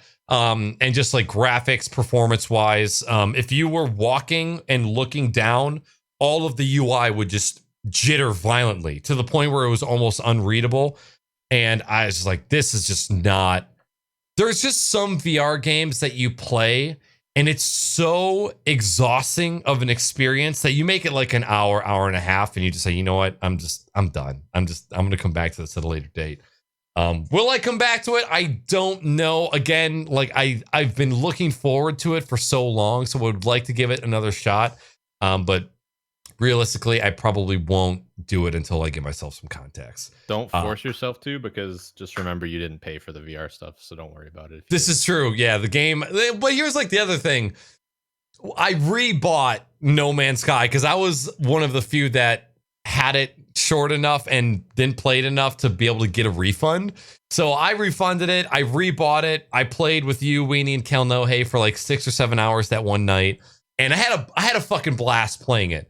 And then I never opened the game again. And again, I'm sure if I wasn't a streamer and I had a little bit more gaming free time, I would have dedicated some more time to it. But I just didn't. But I think you just hit the nail on the head. I think it's a great game. I don't know if it's a great game for streaming. Yeah. I was gonna add earlier when you were talking about that too, because you were saying how you have to be into No Man's Sky to be able to enjoy watching someone streaming it. I think that's very true in the fact that for me especially, because like you were saying as well earlier, Jimmy, because that game is built on just discovery. Mm-hmm. Like you're going to planets, finding these insane looking fucking aliens and plants and all this other stuff. Because I know how the game is and I know how all the planets can look, or I've seen how some planets look, but I know that I'm not going to be able to see every planet. Mm-hmm. I'm only going to be able to see the planets that I can find, which there's fucking don't even know what the word is for how many millions of planets there are. Yeah. You can have combinations I think it's over 15 quintillion. Yeah. Something like that. Yeah. So it's like, that's the only part of me that enjoys watching people stream it, is I could see all these other planets that I'm never going to be able to find. Right. But other than that, yeah, it is not a great game to stream, because there is a lot of monotony to it, and other than the discovery, it's pretty low key.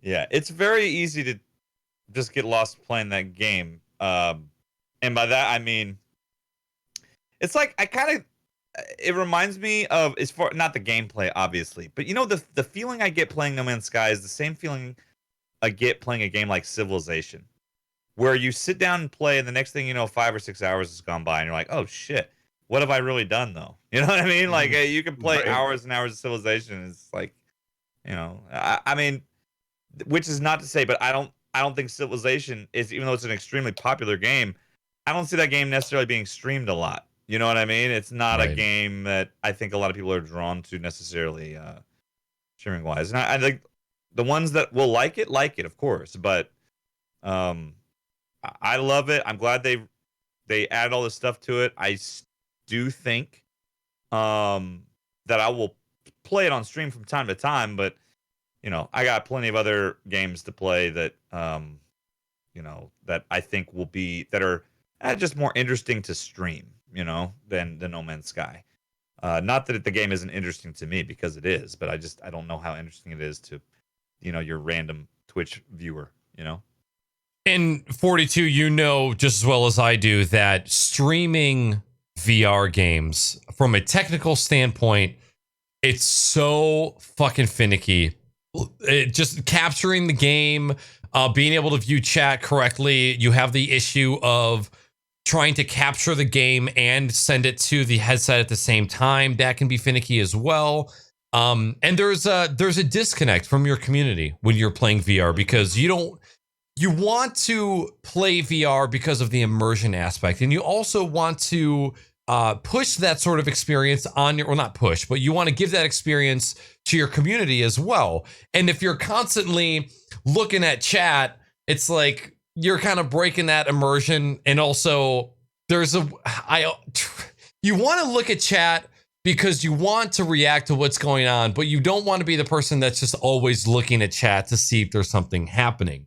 It can be really easy to fall into a hole of your chat creating your content for you, to where you're only reacting off of the things that are incoming, and that can be kind of dangerous. So I really enjoy sharing the experience of VR, because I think there's a lot of fantastic moments. Like you could replay the forest in VR, because it's a totally different experience in VR, at least from a playing aspect. I don't know about a viewer standpoint, but it's just like, that's a game that I want to play with friends, and I want to broadcast that gameplay, because I think there's just like an insane amount of comedic value playing that game.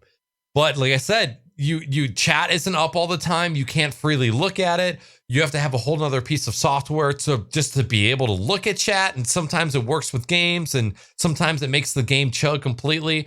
And so there's kind of that battle within yourself as well. Like, okay, I want to stream, I want to play VR, I want to play with my friends.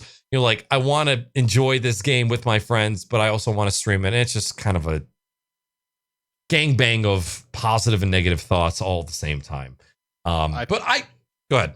Oh, I was just gonna say, I think I find streaming, especially when it comes to games that you can play Pancake, and obviously it's a game that's already well established on a Pancake version. And for anyone that doesn't know, just because we have said it a few times, Pancake is just on the monitor, like your normal way of playing it, but VR people like to call it Pancake version. Pancake. I find when it comes to deciding for games like that, like Fallout 4, Skyrim, The Forest, that have well-established and playable Pancake versions of games, you have to take a very selfish approach to wanting to play it in VR, because not only, like, it's going to be a way better experience for you because you got the 3D, the 360 aspect of it, and you feel like you're in the game. But everybody who's watching, if you're streaming it, they see the exact same game that they always see, but they just see the fucking everything, the motion. Like this, because the motion in your headset is a lot more like this, whereas the motion on a monitor is like, it's way more erratic, and it's not nearly as smooth as when you're looking on here, because in the headset you got the two different monitors that are, you know, working together to make everything nice and smooth for your own vision, but your chat only sees one of your eyes, right, that you render into OBS, so they're seeing a lot more erratic jumping around of the screen. So it's not any VR game, if it has a good Pancake version of it. Yeah, I feel like I always have to take the kind of like, I want to play the better version, but I also want to stream it. Right. And the graphics are always way worse in VR. So you're downgrading the visual experience for the chat as well. Most of the time it's not, though, for like, most of the time, because it has that window that pops up on the monitor, that usually doesn't have worse graphics. Most of the time. Right. Yeah. It's usually just in the headset, because the headset can only render so much. It's true. All right, Ward, any final points on No Man's Sky? All the stuff we just talked about notwithstanding, I still think that the update's awesome. It makes the game a huge improvement. Don't let our discussion about whether or not streaming the game is right discourage you from playing what is definitely a really fun game to play. Oh, absolutely. Because as we all know, a community wants to watch somebody play a game that they are enjoying, right? They don't want to see you be bored out of your fucking mind. So if you love it and you're having a great time, and like Jimmy said, if you can snap your fingers and 4 or 5 hours can pass, play that game as long as you freaking want, all day. So yeah, and now that there's true multiplayer, find a community that supports the game. I mean, a lot of people wonder how the fuck I can put 2,000-3,000 hours into Ark, but it's because I always played with people that I like playing video games with. So yeah, 100%. They were all people I met playing other games, and we all kind of migrated into playing survival crafting type games. Right. And I could still, to this day, spend 6 hours just fucking around on Ark doing nothing. It's true. All right, 2 things I kind of wanted to touch on before we jump into the Q&A and call this podcast a show. There was an interesting image that I came across a couple weeks ago that I actually wanted to bring up on the last podcast because I thought it fit in well with our small streamer kind of show. But regardless, I refound it, and I wanted to kind of talk about it. So there was a screenshot that was taken from the official Twitch website or the blog, and it's talking about whether or not Twitch counts you as a viewer. So I'll just kind of read what these windows say. Is Twitch counting me as a viewer? Twitch actually does a lot of work to separate active viewers from lurkers, and sometimes your view won't count even though you're sitting at home and watching the stream. Here's what you can do to make sure you count as a viewer. Open the stream in its own window. Some browsers can tell whether you're viewing the stream in an active tab, meaning the tab that you're currently looking at. This means if you open up a bunch of tabs, your view might only count for the one that you're looking at. Open a window instead. The tab is always active. Don't mute the stream. It's fine if you want to concentrate on something else and turn the stream down to 1%, but your browser can tell when Twitch is totally muted and take you off the viewer count. Say hello. Twitch has done experiments with ignoring viewers who have not actively chatted. This isn't being used right now, but to be safe, just throw a message in chat once in a while. This is especially useful with a raid, or before a raid, excuse me. And then below this, I don't know if this is on the same page, but it says Twitch is constantly adjusting things in the background. Currently, you can only count in 6 streams at once. Opening tons of tabs is no longer effective.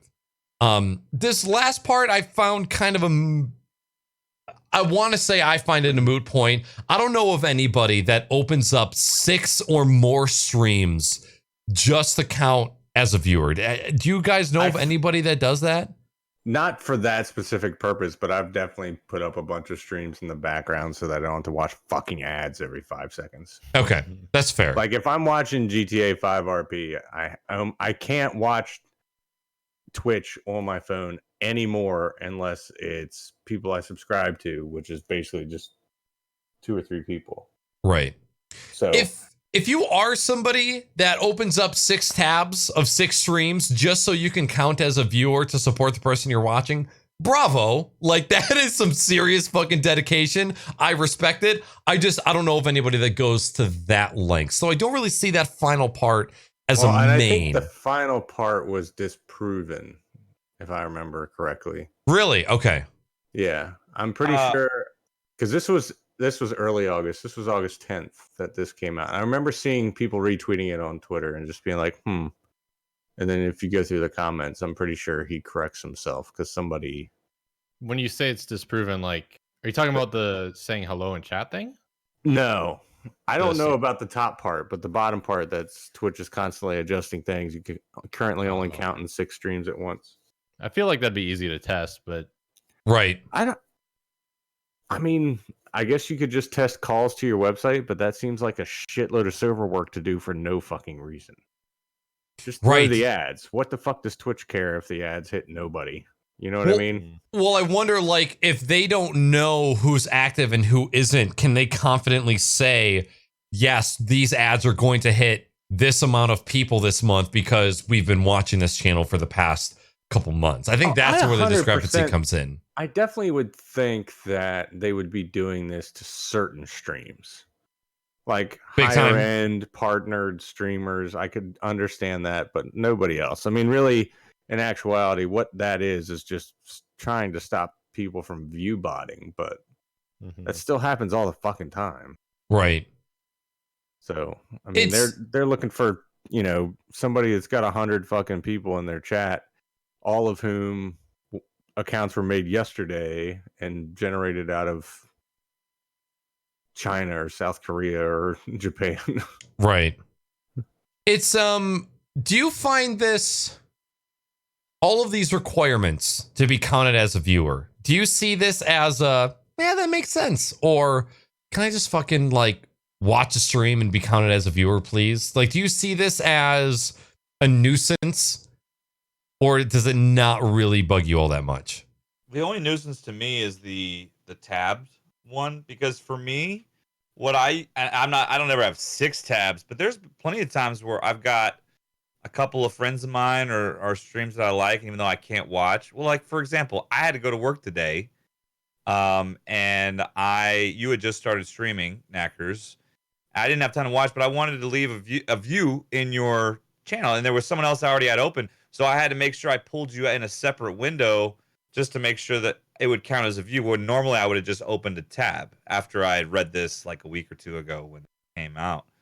So it's a minor inconvenience, but now that I know that's how they do it, I mean, I'll just keep a separate window open. But other than that, and the muting thing, I think is kind of lame too. But then you can use the Chrome keys and let's just mute the site. You know what I mean? So that it detects that too. Does it really? Yeah, it does. Yeah, Well, I remember that coming up a while ago. Yeah. Well, I don't have the site. What I usually, because I don't have it muted, but I have it through I don't have my speakers on. You know what I mean? Oh, okay. I can't hear anything anyway. But if I'm actually at my computer though, I didn't realize that if you even muted the site that would cause it. Yep. Not count. Yeah, and I guarantee you, it's like Roboraptor saying in chat. It's 100% about the fucking money. That's the only reason they're going to develop any technology to do this type of shit, is because advertisers were probably getting pissed that their shit was getting played on deaf ears. They weren't seeing any return on their investment, so they want to make sure it's getting to people that are actually physically fucking staring at the screen. And besides doing some fucking Patriot Act shit, they can't get enough information without taking over your fucking webcam to stare you in the fucking face. I find this as a nuisance. Being a content creator who still very much enjoys watching other content creators, if I have OBS open and recording gameplay, I can't have a stream playing, or else I'm going to have that stream's audio in my game recording. If I'm doing video editing or audio editing, I needed to be listening to what I'm doing, and I have to mute the stream in order to make sure that my content is accurate when it is published. So to constantly have to I have to talk in chat, and I also have to not have it muted. It's like, I want to support the people that I want to support without having to jump through all these hoops. I get it. I guarantee that if Twitch wasn't to abide by this, they wouldn't be revenue plus, and they could go out of business, right? Like, they have to do what they need to do in order to be a functional revenue generating business. But as somebody who doesn't have a lot of free time to watch streams, and when I do, it's while I'm working, it kind of sucks that I have to kind of do all this stuff just to be able to support my friends and people that I want to watch. Yep, pretty fucking annoying. There's been times when I was doing video editing back in the day where I would throw a tablet up underneath of in between my screens and watch Twitch on my tablet, and then be working on the computer to avoid audio stupid leak shit like that. Well, not necessarily to make sure that my vote was counted by any means, just so I could listen to the one ear out listening to the stream and then just sitting here fucking around in Premiere or something. Right. Alrighty. Last thing, I saw this interesting article by PC Gamer today, so shout out to you guys. The name of the article was titled, "What Keys Do You Rebind?" And I suddenly became filled with intrigue, and I would love to know what keys you guys rebind when you start playing games. Now, MiddleAgedStream, I know you don't do a whole lot of keyboard mouse. Exactly. For the audio listeners, MiddleAgedStream held up an Xbox controller. So 42 and Salty, I want to go through you guys one by one, and I'm going to read off these keys, and I want you to tell me what key that you normally bind to this action so that I can continue to judge you. Oh, you're going to judge the fuck out of me. Yep. Okay. So, MrFortyTwo, since you are our Uber guest, I'm going to go with you first. So what I'm going to do is I'm just going to read through these controls, and you tell me what key that you bind to it. All right. Reload. R. Action, as in like open door, take thing. Oh, this is going to piss you off. E. Okay. Crouch. Control. Knife / melee, or melee, as us Americans like to call it. One of my mouse buttons. Okay. Which one? Side, like the side one, the thumb. Okay. Grenade. Usually the other mouse button. Or I should say like throwable, but yeah, so a mouse button usually. Yeah, it's like, it depends on the game, but if grenades aren't a big deal, sometimes I'll put them on the keyboard. Okay. Prone or lay down. Z. Z. Yeah. Sprint. Shift. Special / ultimate. The only game I know that does that is Overwatch, and it's default to Q, so I just keep it there. Okay. Map. M. Push to talk. That is like, if I don't have grenade as a mouse button, the push to talk is that one. What mouse do you have? G502?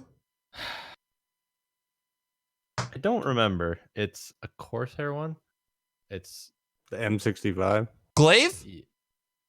I don't know. Does it have I a can't red remember. sniper's button? No. Okay. It's just got two buttons on the side. Looks like an And the- M65. It's basically the Corsair version of the G502. Probably, yeah. Two small buttons. Other than, I don't think it has the freewheel button. Last one. Scoreboard. That's usually just tab. Okay. Tab. Super quick segue, and then we'll come right back. Speaking of IR, I don't know if you guys were around when we discovered this on stream, but with the sub 2R, if I have my iPhone face up underneath my camera, when I get a text message or any notification and the screen lights up, the face detection, which is a combination of like 4 different sensors, one of them being IR, it flashes and it actually causes my webcam to kind of flicker a little bit. And it just now happened.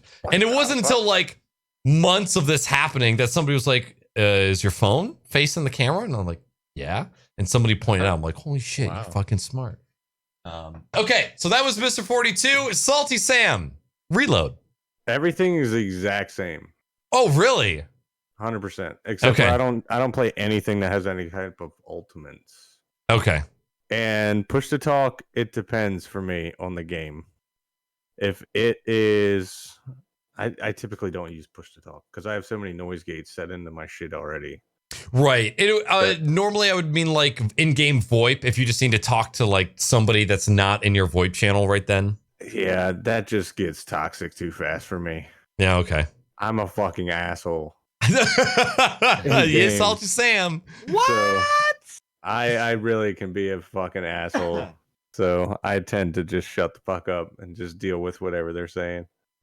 And Salty, would you not agree that a lot of, like, since you're the same as me, these are pretty much most of the time the default? Yeah, 100%. There's a few games that I have to switch them back to. This is basically my default. Yeah. I would say probably Battlefield 3 controls, Battlefield 4. Those are generally the ones that you just laid out. Yep. And then I've never used push to talk on my mouse, although that sounds like that would be way fucking smarter. Yeah, it was way easier for me to do push to talk on the mouse instead of trying to hold a key down while like moving and doing different actions at the same time.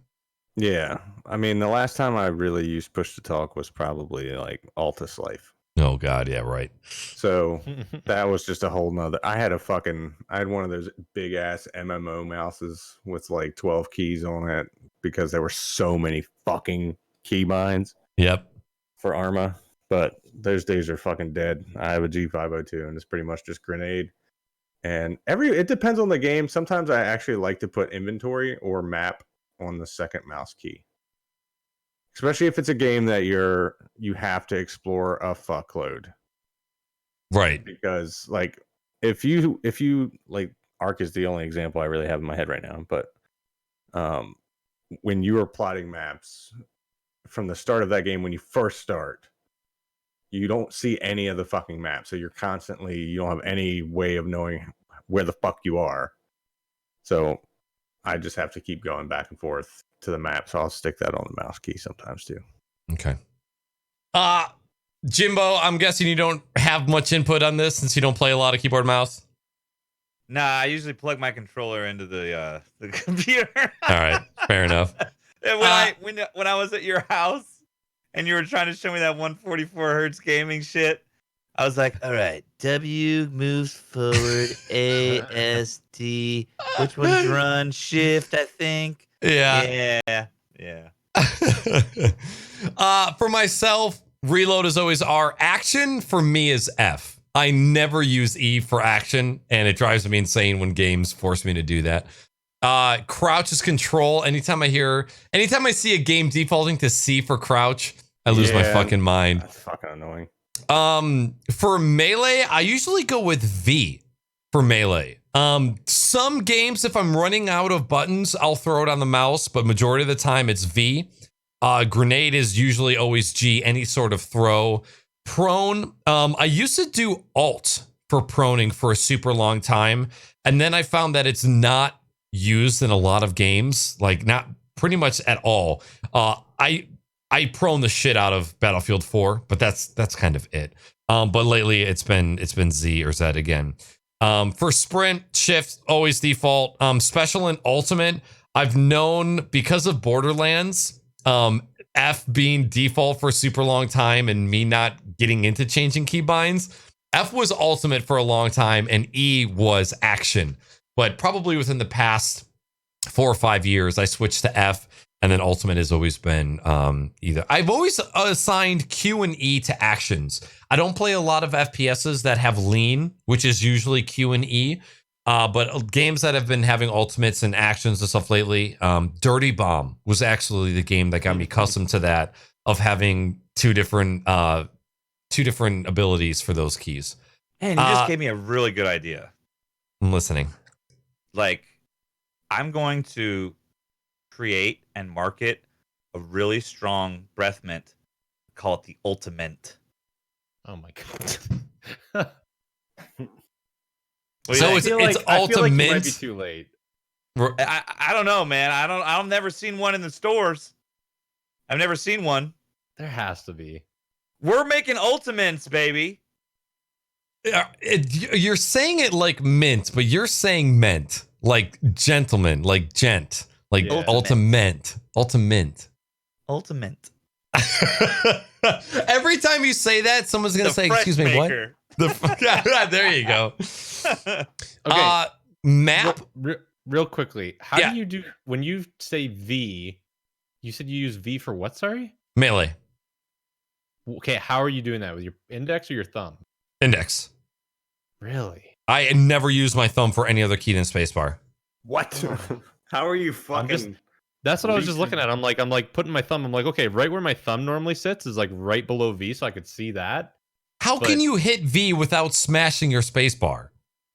You just give it a little up tap. No, you that's what I'm saying. I would never do fucking V for melee, but like I was curious how you were doing that, because even for me, like reaching over where I normally have my D resting.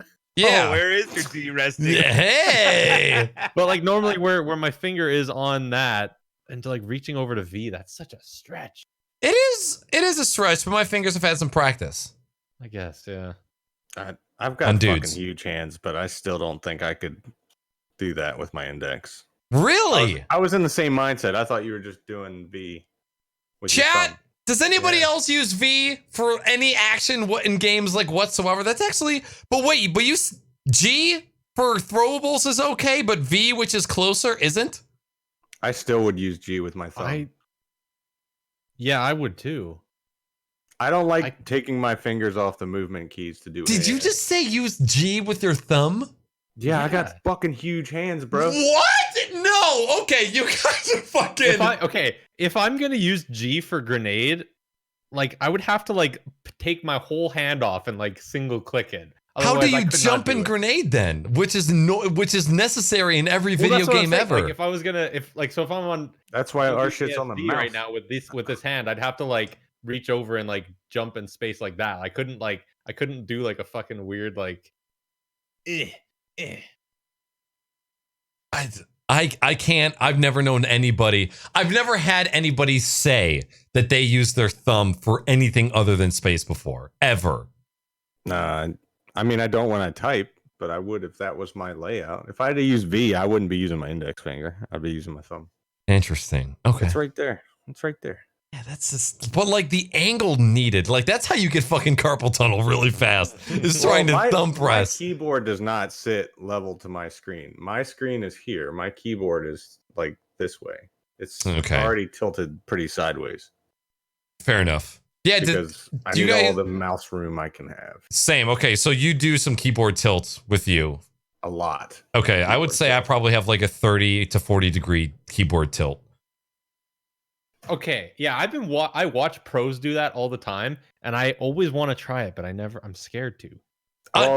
So all you need to do, when you sit down at your desk, just put your arms down, and then with your opposite hand, bring the keyboard to where you don't move your wrist, and then that is your slant. There's some people that have like the keyboard straight up and down, and it just looks stupid. But just lay your arms down. See where your hand is completely parallel with your forearm, and then bring your keyboard to that, and that's your slant. It's a comfortability thing for me, not necessarily like a status. Stops your arm from getting tired over time too. Yep, and gives you some more mouse room because you're taking up a little bit less surface area. A little bit more arms laying on the table room. Yep. Yeah. Fucking nerds. Yeah. Do you? Where are your forearms when you're gaming? Do you have your wrists on the edge of your table, or do you have your forearms laying on the table? Yeah, because I got my little beanbag thing. So I just What is that? Can we see that again?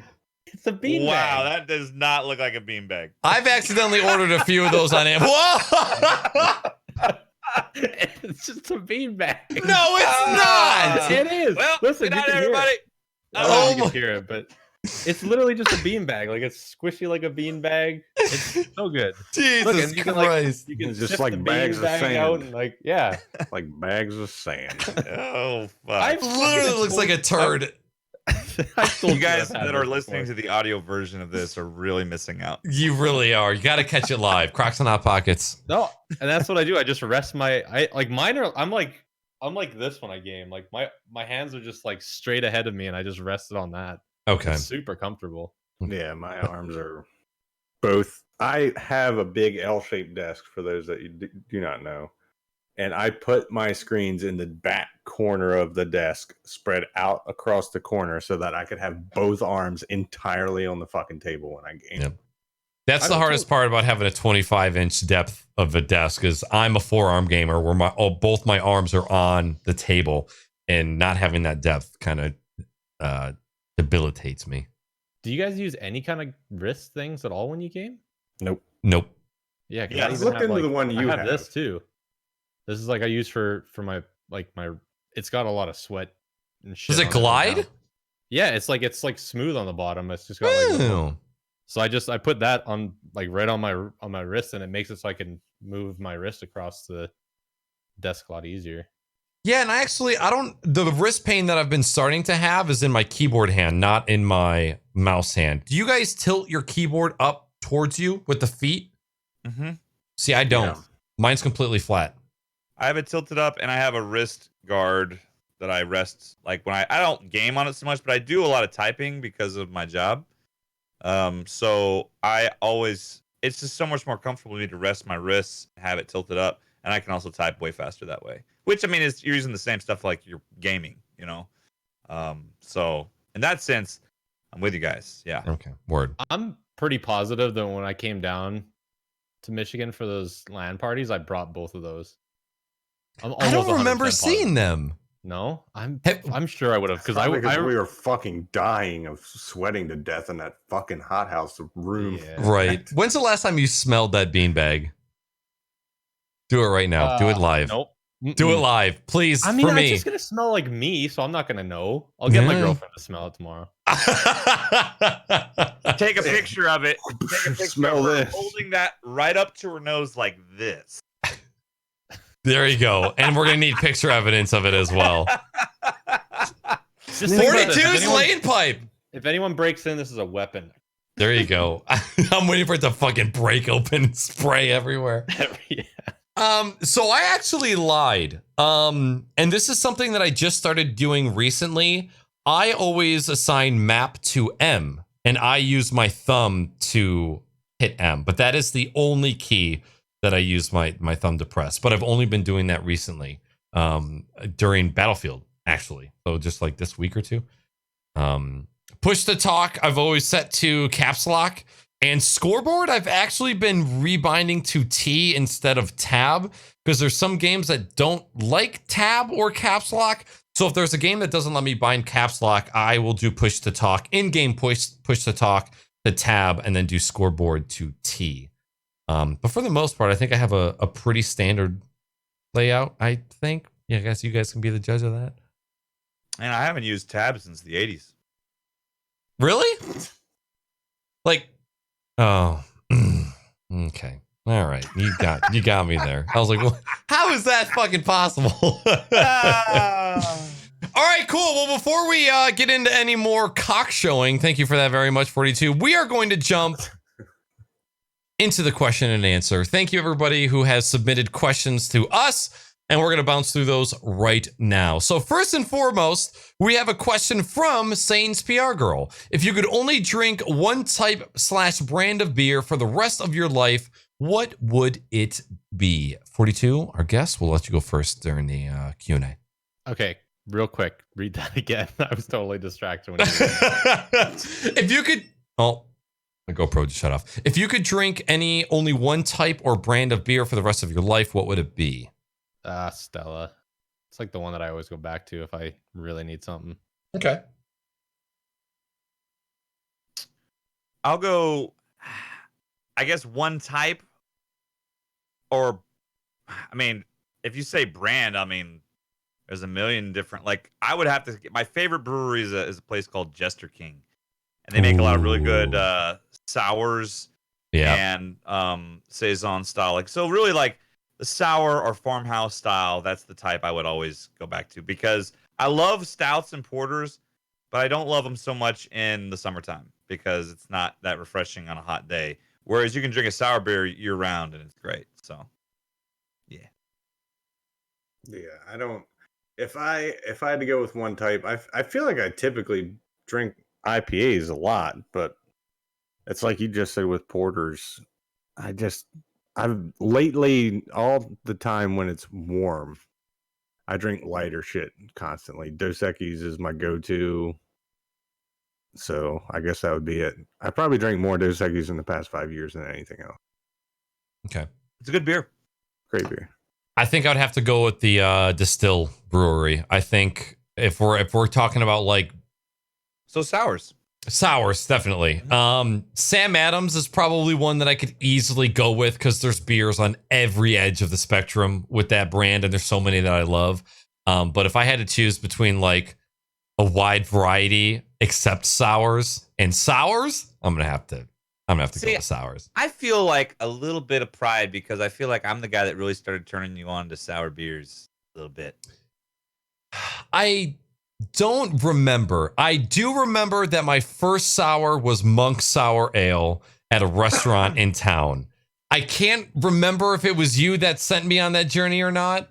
Because this would have been... I'm taking credit for it, I'll give you credit. Like, there's no one else that I'm thinking about giving credit to other than myself.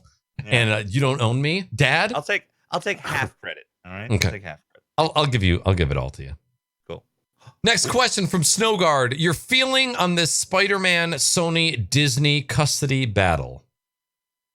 They're gonna work it out. There's money to be made. There's a lot of money to be made. And You know if what they I don't, they're think? just, I mean, they already kind of said Tom Holland kind of made it seem like they weren't gone from the Marvel universe yet. So I feel like there's still contractual obligations, and this just might be shit that's further down the road that they have to battle out. PR stunt. 100%. Mhm. Like the fact that, first of all, you've got Tom Holland, the serial spoiler, who just can't stop running his mouth about stuff. So you've got him in on it, like releasing statements, and you've got like, oh, there was this meeting, and all of these people just decided to not make billions of dollars for some petty fucking reason. Fuck no, I don't buy it for a fucking second. You kidding me? The amount of money to be made in this Marvel universe, and they're just gonna say, nah, we're just gonna cut out this one person that everybody loves. Bless you, Jimbo. So honestly, I don't like. I am not bothered by any of this at all. I'm not your Marvel guy. I'm not your like nerdy comic book guy at all. I enjoy the Marvel movies. Haven't seen one in fucking years. It sucks. I mean, you hate to see lore and canon and story kind of be torn apart and kind of like, it's like your best friend gets the honors class and all you guys are just kind of left in the regular not so smart kid class. Like, well, fuck, I kind of want to hang out with that guy, and now he's gone. So I'm just kind of like, I don't watch the movies, so I don't it doesn't really bother me too much. I think, as someone who has watched almost every Marvel movie that's come out, minus I think 2 of the newer ones. I haven't seen Endgame and I haven't seen Captain Marvel yet. But What? I think Tom Holland as Spider-Man is probably the best thing they've done to the Spider-Man franchise in years. Mm-hmm. He has outdone everybody else. Agreed. So they would be throwing away hundreds of millions of dollars to get rid of that relationship with the Marvel universe. And just while we're on the subject, because this came up by total chance, I heard a fucking crazy statistic the other day about, I think they were talking about the Forbes top 10 list of actors, and Robert Downey Jr. for Endgame, which made over $2.1 billion worldwide. Part of his contract is that he took a smaller salary up front, but he gets 8% of all movie sales. God. $2.19 billion worldwide. That motherfucker just made out.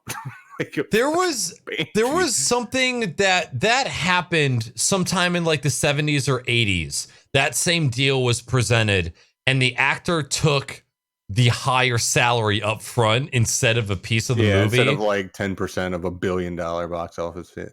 And I can't remember what actor or what movie, but I remember reading that going, oh, that must fucking sting. God, oh, God, that would suck. Any thoughts on that, 42? I'm not a big movie watcher, as a lot of people know, and I did watch Endgame, I'm pretty sure. I You don't even know if you watched it. I can't remember. I'm pretty sure I did. You're worse than I am, dude. That's bad. But I did read a little bit into this, and now like reading a little bit more into it, it does kind of seem like it might just be someone that had brought this to light just to try and either scare people into a deal or this and that or the other. But I just hope that it does get resolved, because it's gonna really suck if people who want to see Spider-Man in another movie with some of these other characters, and that might never happen if they don't figure something out. So hopefully something gets resolved, but I'm very far from being invested enough in it to worry about it. As soon as you said something about people taking money, for some reason Tom Hanks popped into my head, and it was Tom Hanks, and it was for Forrest Gump. He didn't get paid any money to film that entire fucking movie, but he got like 10% overall. So he got like $60 million to make Forrest Gump in 1994. Wow. Yeah. Oh my God. Same thing. Jack Nicholson did it too for when he played the Joker in Batman back in the 80s.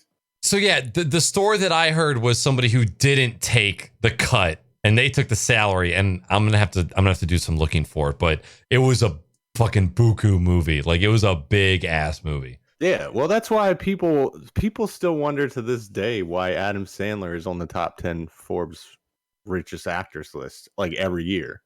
He's still getting kickbacks from all those stupid ass fucking movies he made in the early 2000s. Yep. He gets paid 25% of box office on every movie he makes.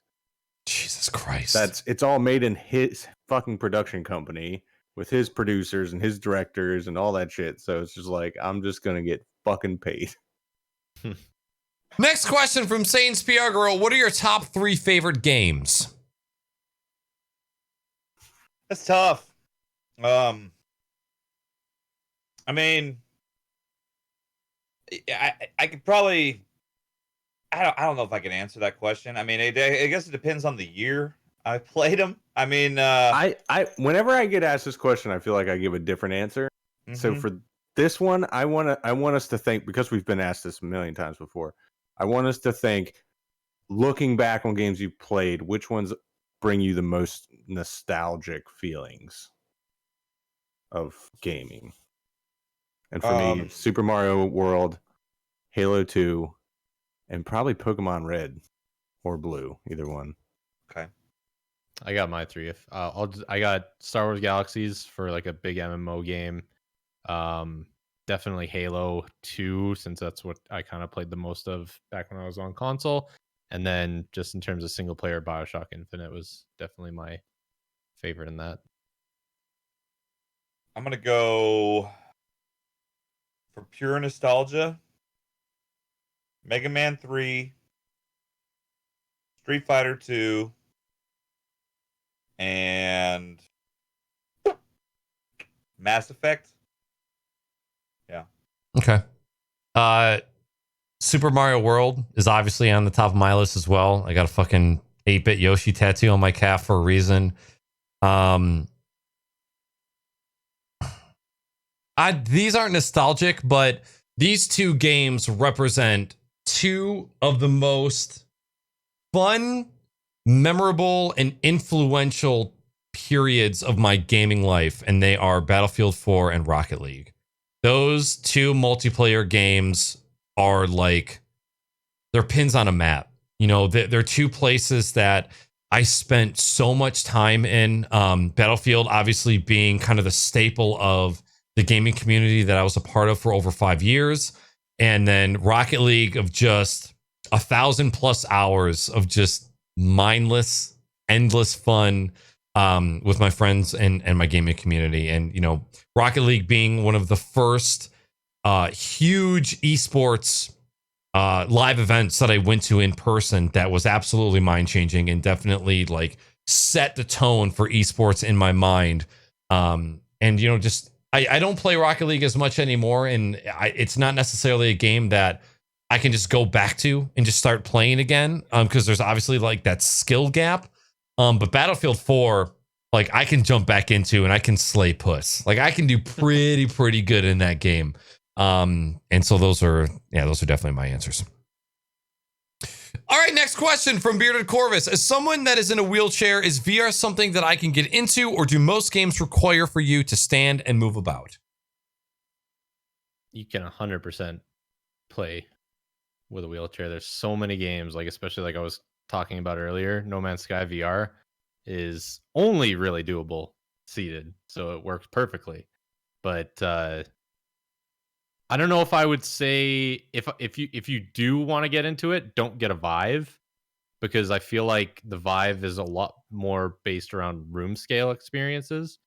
Definitely look for something that's more inside out tracking, and I don't want to get into that too deep, but inside out tracking is just a form of the headset tracking outward rather than needing all these external pieces to track the headset.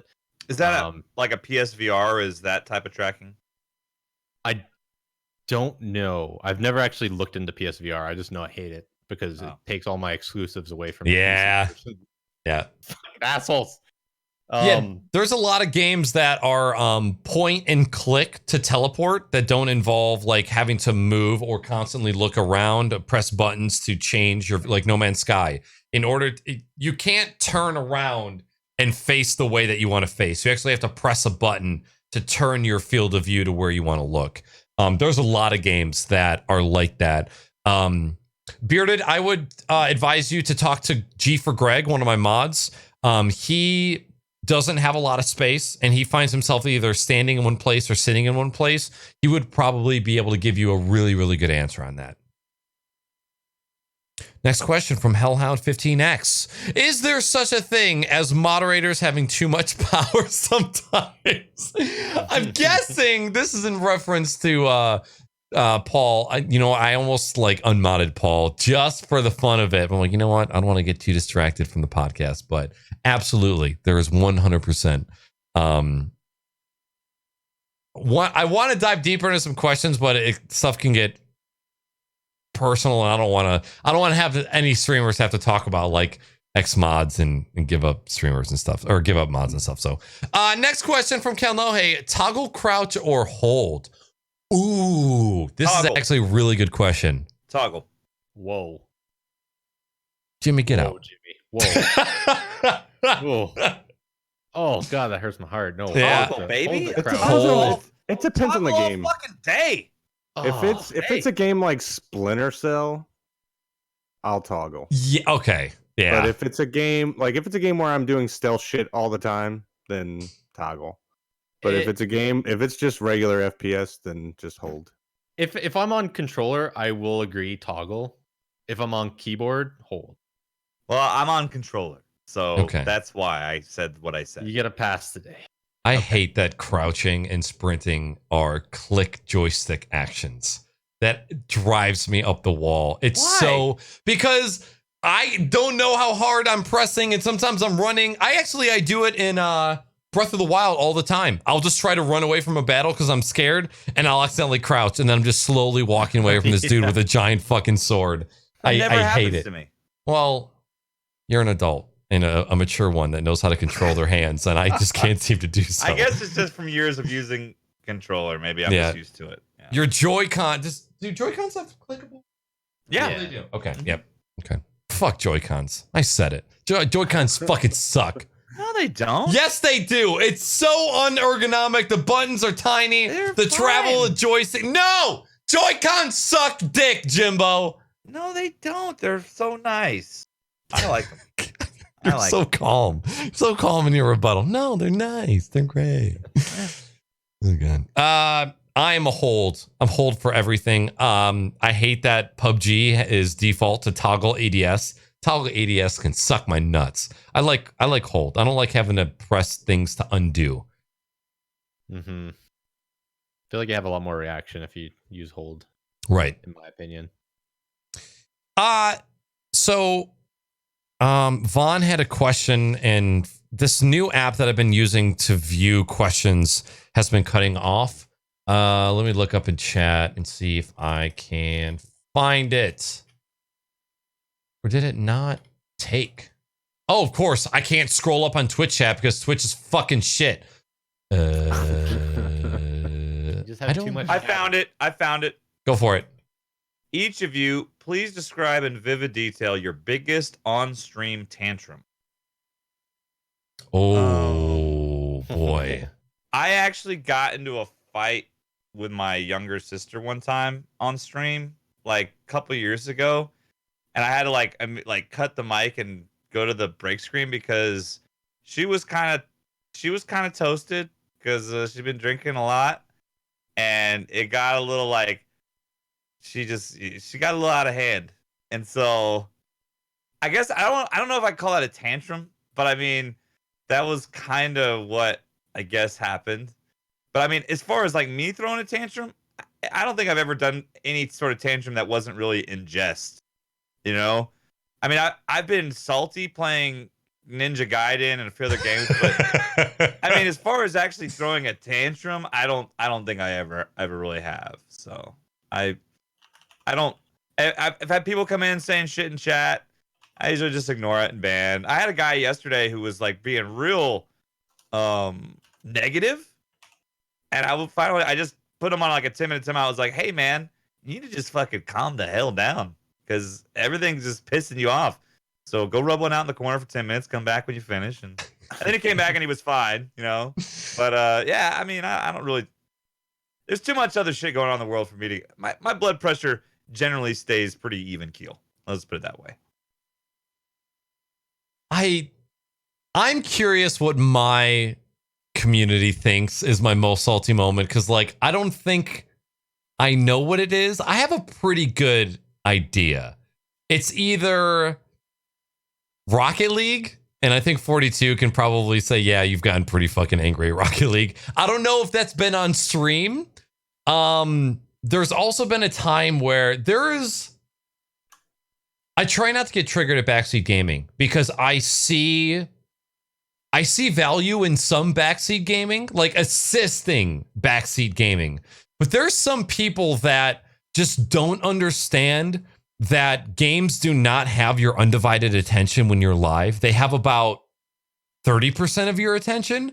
And there's people who just like express their disgust that you're not paying attention to something, or that you don't see something as fast as they do. Like I've gone off on people that are like, oh, like I saw this puzzle and I already know what to do. I haven't played this game. It's like, shut the fuck up. No, you didn't. Just please mount my dick. That's the one thing that gets me the most is people are like, oh, I already know what to do. It's like, shut the fuck up. Nobody cares. Nobody is here to wonder what you think about said puzzle. I remember getting pretty salty, getting over it, but it was quickly overblown by my happiness of beating that game. Of getting over it. Of getting over it. Yeah.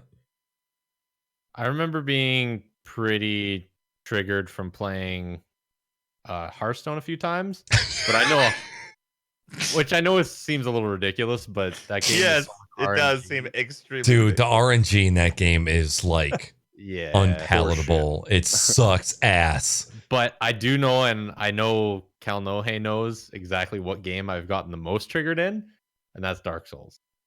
At least on stream.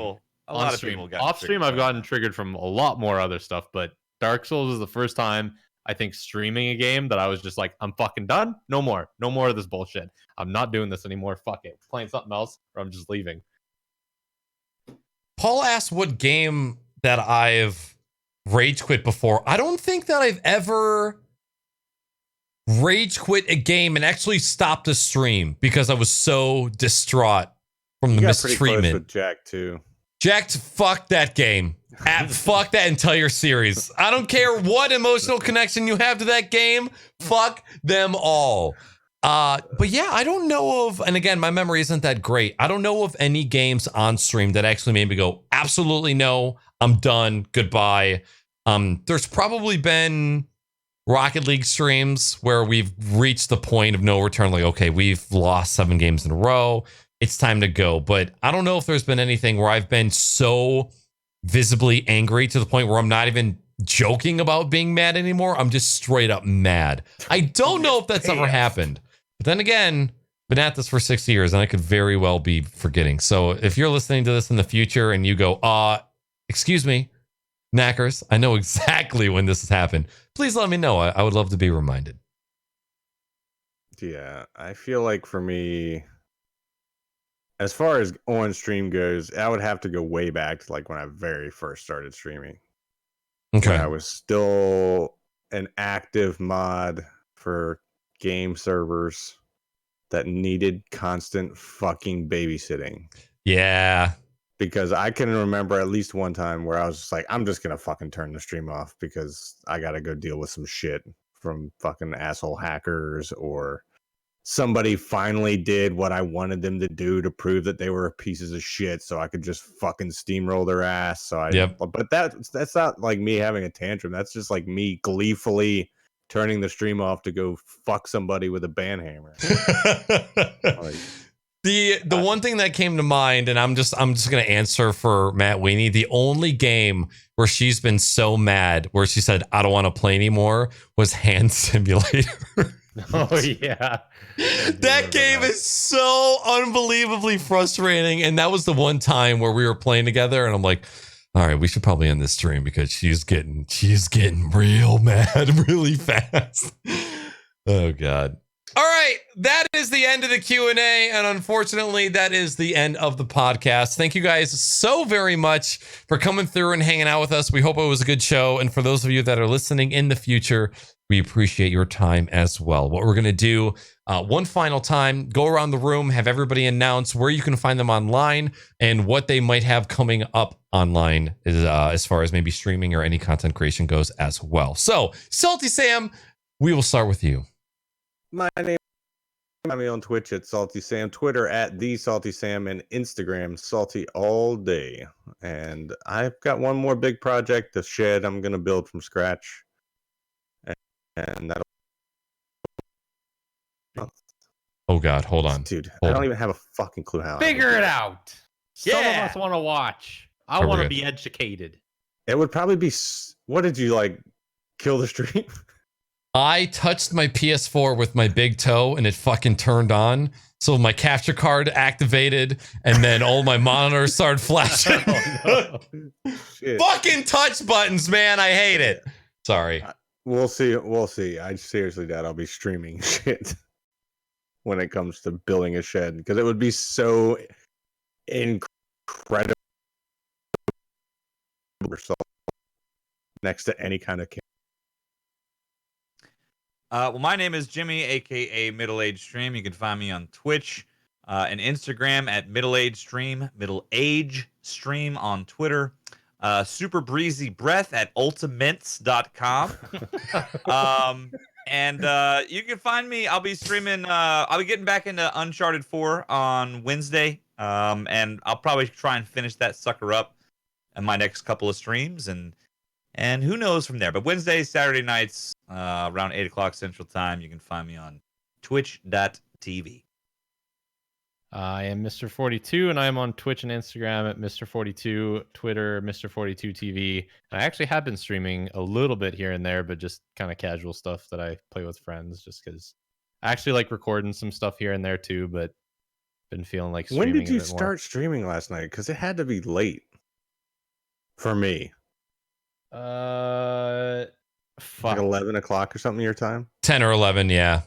10 or 11 my time? Really? Yeah, because No. you Yeah. went live just about the time that I started playing Battlefield. Yeah. Oh, yeah. Okay. I yeah. got up this morning and I saw the fucking notification that MrFortyTwo was streaming. I was like, fuck.